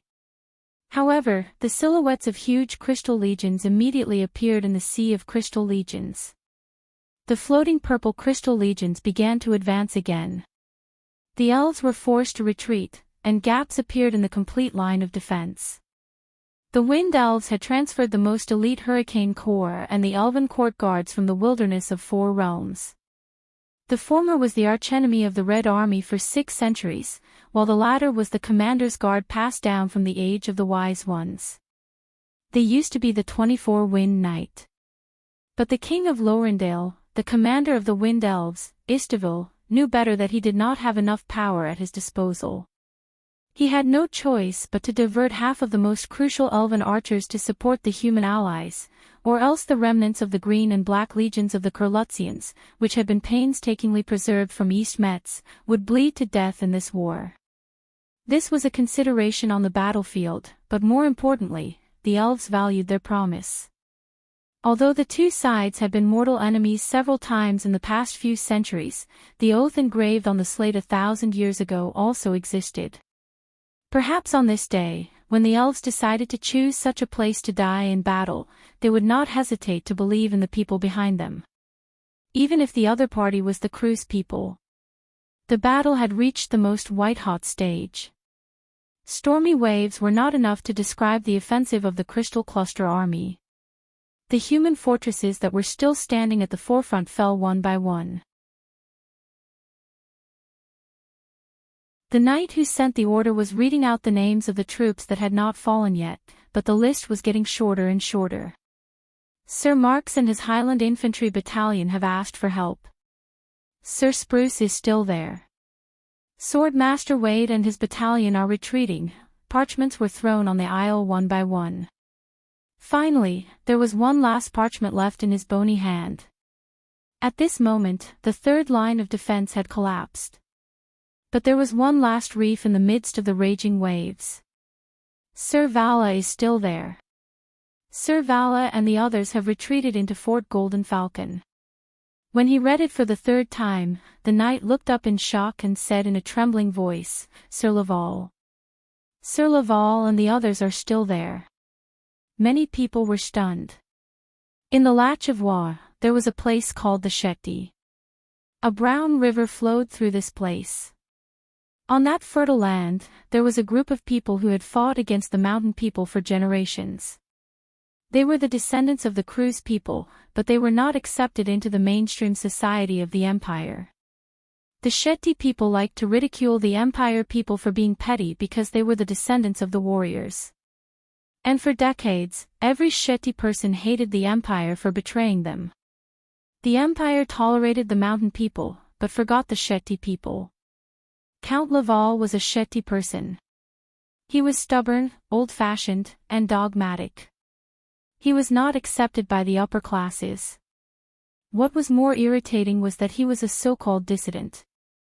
In short, he was a loyal follower of Queen Constance. Such a person was naturally disliked everywhere, not to mention after the fall of Constance. If the Empire had not fallen, such a person would have been stripped of his noble status, perhaps even hanged. Duke Ludwig had mocked him for being insensible, and the nobles who had suffered losses in the war at East Metz were even more furious. They had more than once publicly declared that the Shetty farmers were a gang of barbarians. But the Shetty people were brave and good at fighting, and the region had historically produced the best archers and light infantry in the Empire. In the center of the battlefield, the Shetty people retreated into the Barbican when the Shetty had climbed up the outer wall. The Shetty people had defended the Barbican to the death. When the inner wall had fallen, the Shetty people had retreated into the steeple. There were not many of them left, but the steeple was still standing. It was like a sharp tooth piercing into the purple sea. Duke Ludwig instinctively approached the battlements. "What are you waiting for? Go and save them." His veins bulged like an angry lion as he roared at his knight. A hand interrupted him. Mangrove looked at the knight who had sent the order. The knight's voice was a little stiff. "Sir Laval and his soldiers have requested for support. What kind of support do they need?" "My lord, see for yourself." A small figure climbed to the top of the spire and raised a flag on the top of the spire. "It's Sir Laval," someone exclaimed. But more people stared at the flag in silence. It was a brown flag in the shape of a piece of land. It was the land that the Shetty people had guarded for generations, their homeland, the fertile land surrounded by brown rivers. The brown white-bellied falcon represented the fearless spirit of the Shetty people, and the ears of rice contained the deepest hope of the land. Under the ears of rice, a lion held a skylark in its mouth, and the Shetty people were also loyal and trustworthy. It was a raging purple wave. It was also a lonely flag. Many people shed tears, feeling regret for what they had done in the past. These farmers from the Shetty people had proved their loyalty and bravery to the Empire, but the Empire could no longer make up for its narrowness and prejudice. Perhaps this was the root of everything that had fallen apart.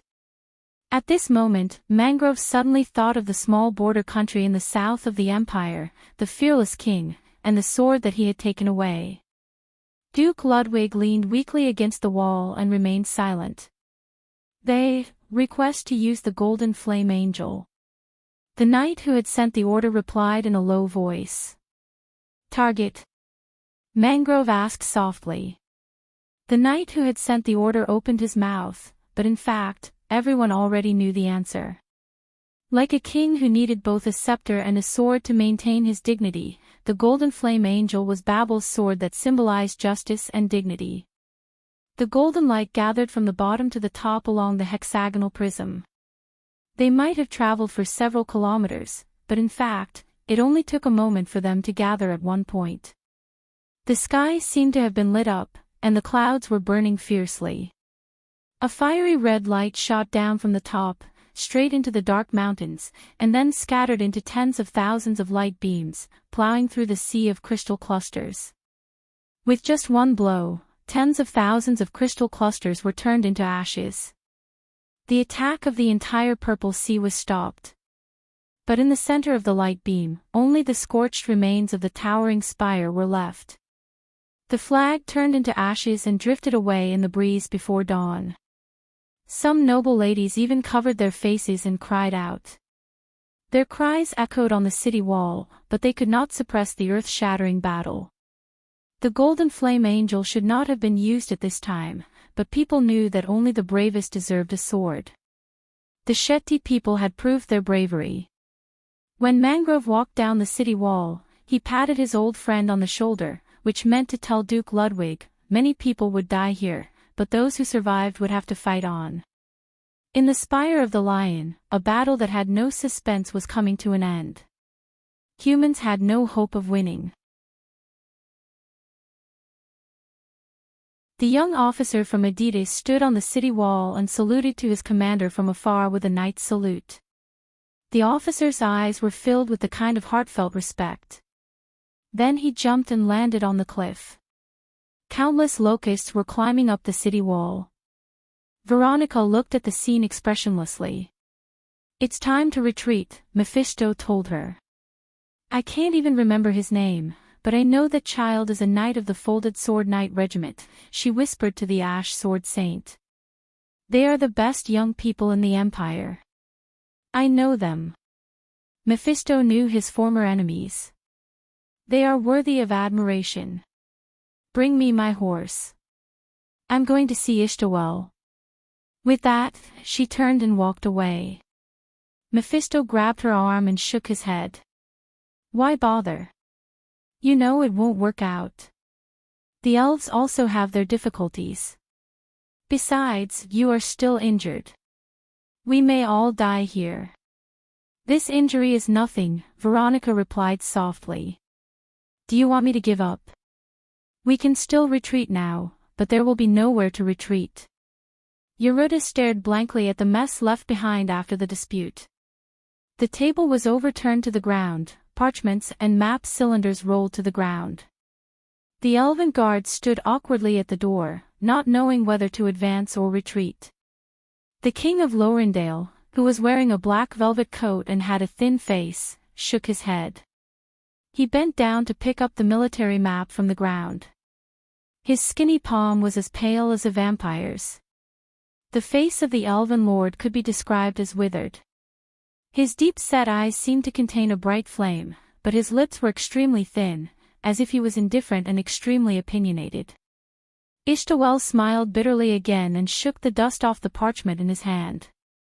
The fury of the female army commander left a deep impression on everyone present, but he just did not expect that after so many years, she still had the same temper as when she was a little girl. Why didn't you agree with her? Yeruda finally could not help but ask. Although he was a little afraid of the person in front of him, he did not show his emotions. Why should I agree? Ishtawel looked at the young crown prince and asked. Isn't this self-saving, at this time? What is self-saving? Ishtawel asked. Relying on Madara. But the sage said. The king of Lorendale raised his hand to signal that he did not need to say any more. Your Royal Highness, compared to the sages living in history, I know what Saint Tossel needs better than them. Well, this problem is too complicated for you. Maybe you should spend more time learning how to be an elven crown prince. The guards outside the door heard the words and looked at each other, thinking that the king was talking nonsense again. This time it involved the Wind Empress, and he was not very respectful to his Royal Highness. But fortunately, perhaps they had been accustomed to such a scene for a long time. They carefully gave each other a look, and the elven girls quietly retreated. Perhaps others could pretend not to hear this sentence, but Yeruda could not. He felt insulted. He was just the son of a hunter, and he had suffered enough these days. The elves did not put him and his sister in their eyes at all. Some people even mocked them as bumpkins. He took off the crown from his head and could not help but say loudly, I know, you don't think highly of us at all, but I didn't expect anything. If it weren't for Mr. Brando and the sage's commission, I wouldn't have thought of coming here. If you want this crown, take it. It doesn't belong to me. With that, he threw the crown in his hand to the other party. Ishtawel suddenly stopped and did not reach out to catch it. The crown fell to the ground with a thud. Outside the window, a purple arc of light was crossing the sky, and the whole dark room was lit up. Yeruda was startled. He looked at the rolling crown and remembered that it was the symbol of the elven kingship. He could not help but be a little scared and whispered, I didn't mean it. The king of Lorendale glanced at him, bent down, and picked up the crown with both hands. Don't let me hear that again. He said coldly. Then why do you have to keep us here? Yeruda felt a tingling in his nose, and tears were almost rolling in his eyes. He was really aggrieved and scared. Since you don't want to, let us go back. My sister and I are not elves. Because you don't understand its weight. Ishtawel gently swept away the dust on the crown. Then he raised the crown with both hands and put it on the top of the boy's head. Yeruda was still in tears and froze when he saw the other party coming over. But when he saw Ishtawel's movements, he was stunned for a moment. I do know more about the current Saint Tossel than the Wind Empress. But I have to admit that she knows better than me who is more suitable for the king. Ishtawel looked very serious.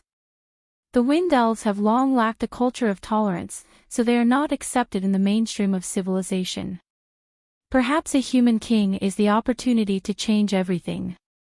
Guarding alone is just a helpless choice, especially today. In fact, we all know that no one can face this enemy alone.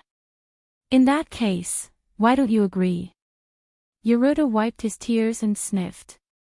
You clearly know that Madara is not behind the White Mountain. I'm sorry, I overheard your conversation. Ishtawel did not take it seriously and corrected Yeruda's words seriously. It's us, not you. The elven lord looked out of the window, the light reflected in the depths of his pupils on his thin face. Outside the window, dark clouds hung low. In the sky, the aerial knights of the Kurlutz and the Farnesane had also joined the battle. The battle was extremely intense, the light of magic almost lighting up the entire cloud layer. 1,000 years ago, it was also the same situation, he muttered to himself.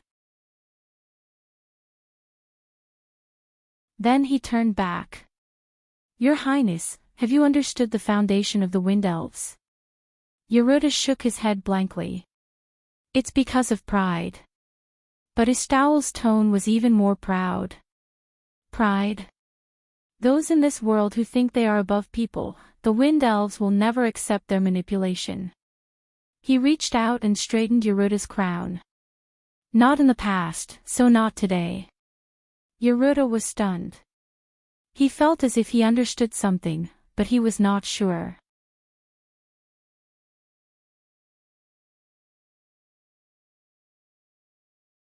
Chapter 1502. When Vahina opened the door and entered the room, Delphian, the daughter of the Prime Minister, was writing something on the table. The room in the fortress was not spacious. It looked like a silver hexagonal beehive with a concave bed on one side of the wall. The desk was made of metal and there was a chair beside it. The Prime Minister's daughter on the chair was wearing a wrinkled long black dress. She was wearing a long black dress that dragged along the silver floor. Her figure was graceful, and her long hair was like black sandalwood. Her entire body exuded a fatal attraction, but she was more like a black widow spider. When she saw Vahina, she put the quill back into the ink bottle and looked up. What's wrong? It took a lot of effort to coax Elise to sleep. She's scared. Vahina gently closed the door and answered. Everyone is scared, especially in times like this. Delphian picked up the parchment on the table and rolled it into a cylinder. But at least she has a good sister. She put the scroll into the cylinder and closed the lid. She then looked at Vahina and sized her friend up. You've changed a lot. Vahina's expression was calm. She was only wearing a simple military corset, and her blonde hair was tied up behind her head.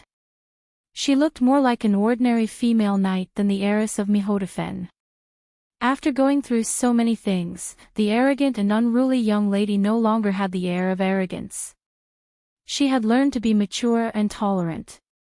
When she heard the Prime Minister's daughter's words, she forced a smile.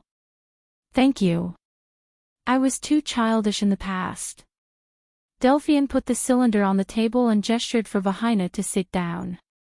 How's the situation outside? I've been writing all this while. I heard that the crystal cluster's attack is fierce. It's bad. They seem to be endless. Our forces are already stretched thin. Vahina nodded.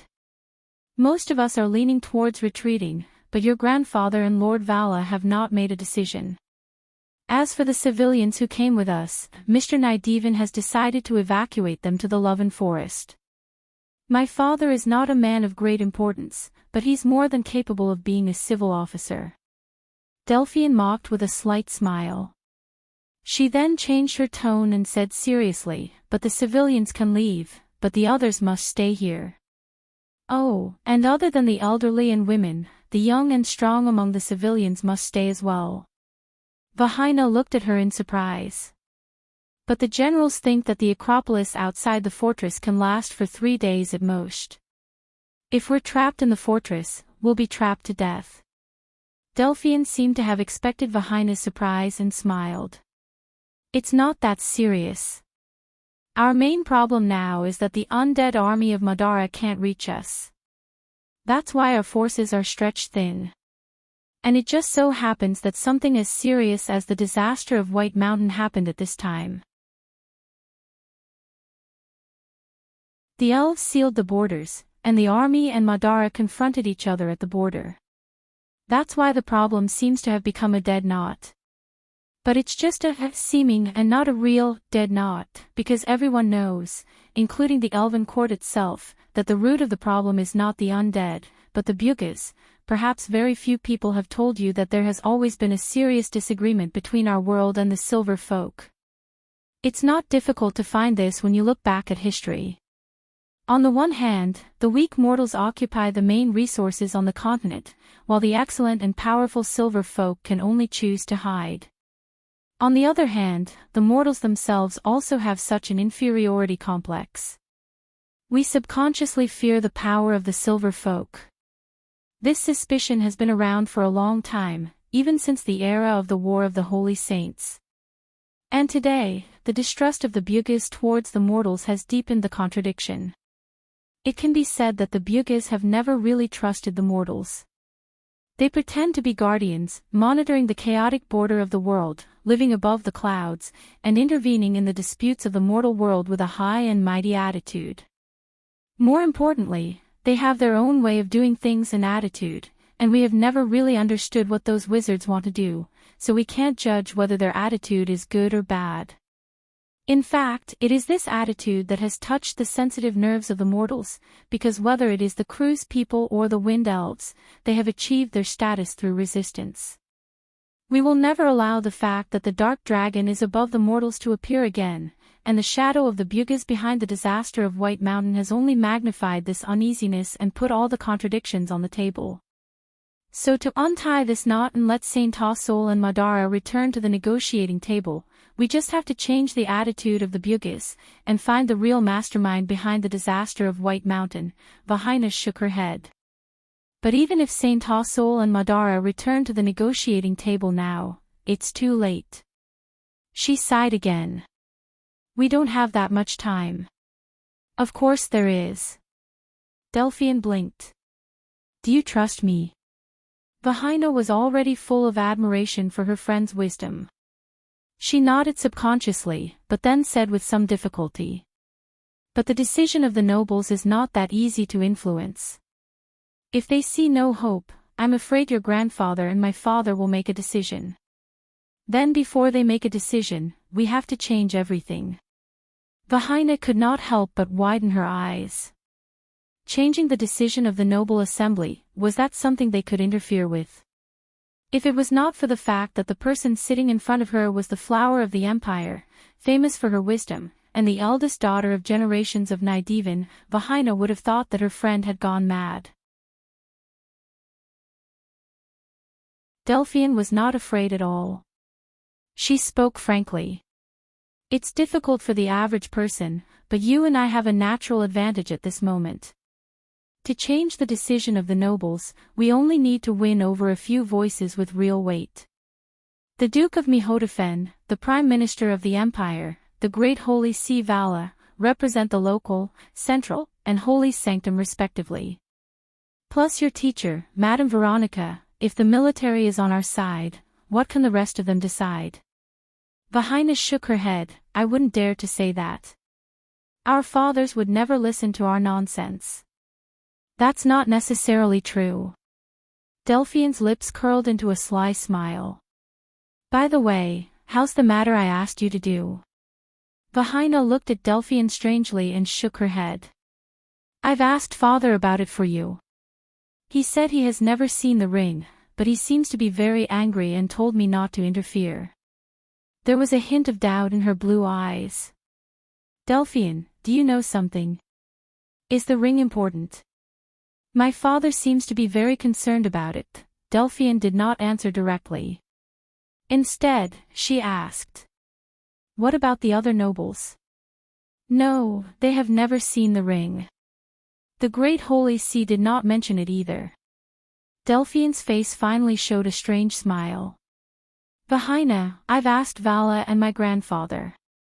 Guess what they said? Vahina looked at her in confusion. Of course they don't dare to answer. Delphian smiled coldly. Vahina, I'll tell you. The ring is the symbol of the Empire's highest authority, the sacred ring of fire, the symbol of Cruz's throne. It did not go missing with Queen Constance's death. I'm very sure it's in my grandfather's hands. What? Vahina was shocked when she heard Delphian's words. Delphian, youth. Delphian was much calmer. In the Empire, there is only one way to change the decision of the Noble Council. That is His Majesty's decree. But Prince Leneret is not the Emperor of the Empire yet. For the time being, the sacred ring of fire can represent the Empire's highest authority. But Delphine, the sacred ring of fire is just a ring. While it carries the agreement between the nobles and the royal family, the token itself does not represent the Kurlutz Emperor. Only when the heir to the throne of Kurlutz holds it will the agreement be binding. Don't forget that, Vahina was no stranger to the secret code between the royal family and the nobles, and quickly found a loophole and reminded her friend, I remember that Queen Constance did not appoint any prince to inherit the crown of the empire before she died, so even His Royal Highness, the eldest son of the Kurlutz Emperor, had to fulfill the Golden Flame ritual contract before he could inherit the throne. No, Vahina. Her Majesty had appointed a successor before she died. Delphian replied calmly. What? How is that possible? Vahina blurted out. Her beautiful eyes were filled with disbelief. Wasn't it rumored that she plotted to kill all the successors? Prince Leneret only managed to escape because he took refuge in Erewhon. I saw it with my own eyes. Delphian said confidently. But of course, she did not see it with her own eyes. She stood far away when Her Majesty entrusted her son to her. It was just a guess in her heart. Of course, she was now sure that her guess was accurate. Her Majesty had appointed a successor before she died. According to the agreement between the nobles and the king, she handed the ring to Great Saint Vala and my grandfather for safekeeping. Vahina was puzzled.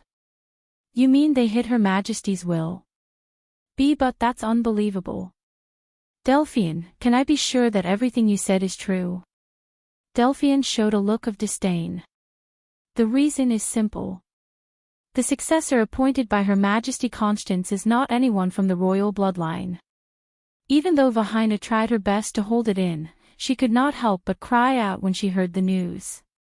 She asked her friend with a trembling voice. Delphian, the successor appointed by Her Majesty, could it be you? Delphian covered her mouth and chuckled. She could not help but laugh. What are you thinking? You know this person too. He is not Her Majesty's political ally. On the contrary, they are enemies. Vahina frowned. The Queen of Silver had too many enemies. She couldn't even count all of them in the Empire, not to mention the vast sea outside the Empire. How was she supposed to guess? But for some reason, the first person that appeared in her mind was someone from Erewhon.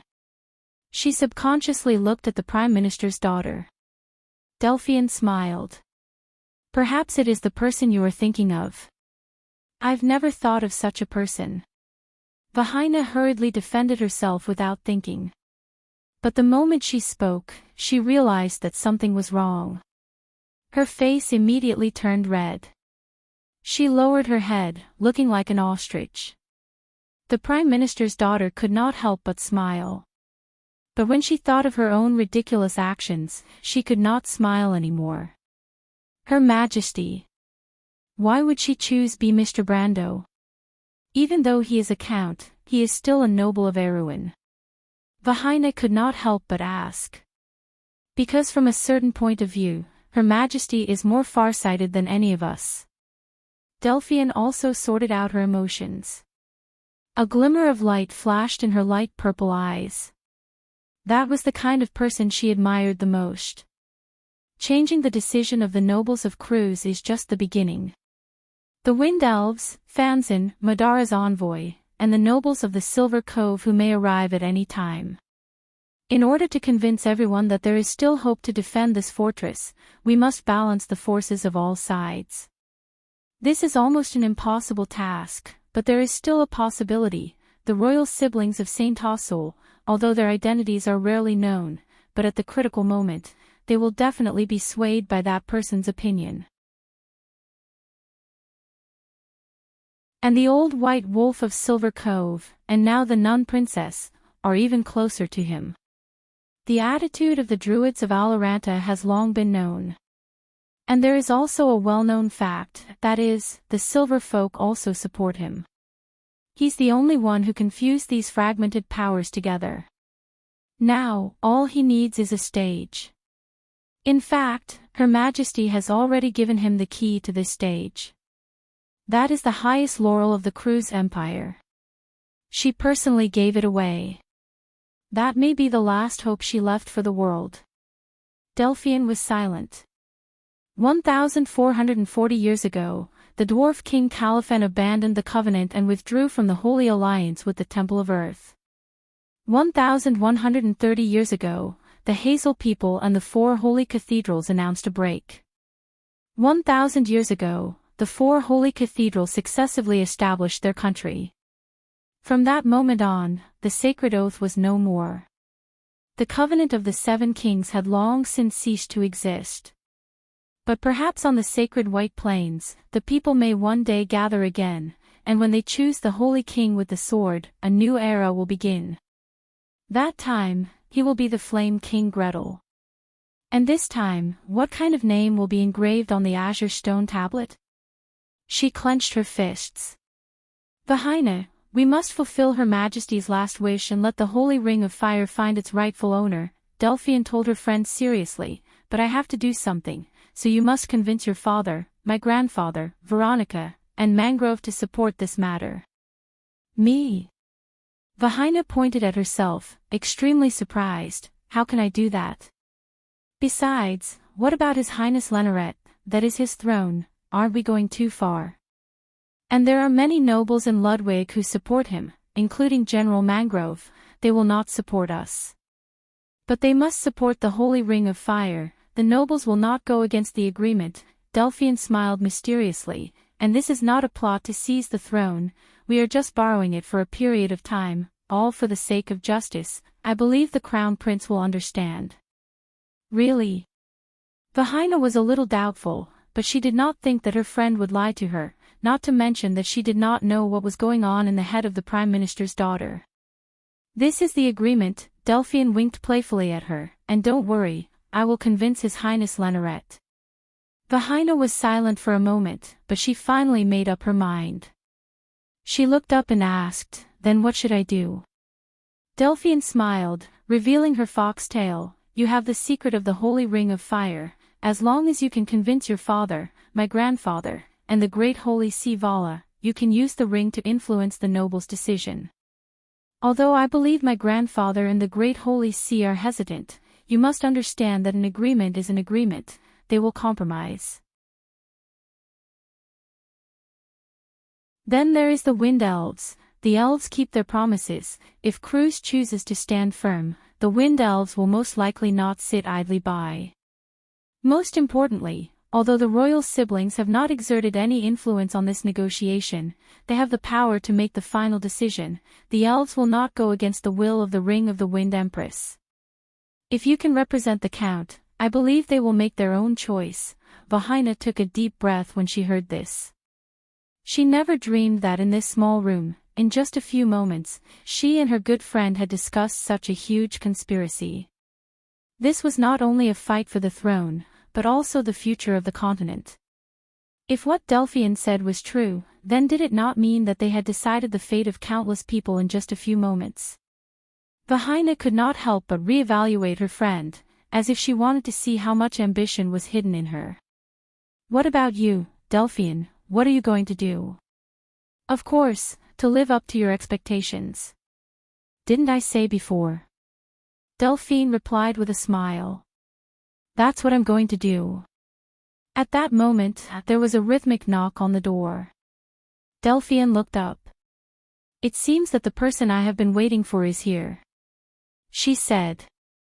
Vahina turned around and saw an unfamiliar lady standing outside the door. She was very tall, much taller than most men. She wore a long silver robe and held a staff in her hand. Her bright silver hair casually draped over her body. You're here, Mistress Mithril, Delphian said apologetically. I'm sorry about what happened to Mr. Rajak. That has nothing to do with you, the silver dragon sighed. Everyone can die in this war, and I believe that my lover died a worthy death. She paused for a moment, then spoke again. Let's go, Leviathan has already entered the battlefield. If we are any later, it will be difficult for us to leave this place. Delphian nodded, picked up the letter on the table, and stood up. Thank you for your trouble, Mistress Mithril. Vahina, we will meet on the White Plains. Take care, my friend. You're tuning in to the LoveLore Library YouTube channel. We're so grateful for your support, and don't forget to subscribe to join us on this incredible journey through captivating stories. Your generosity through donations truly makes a world of difference, as it's the primary source of revenue that allows me to expand and enhance this channel for you. Thank you from the bottom of my heart for being a part of this adventure.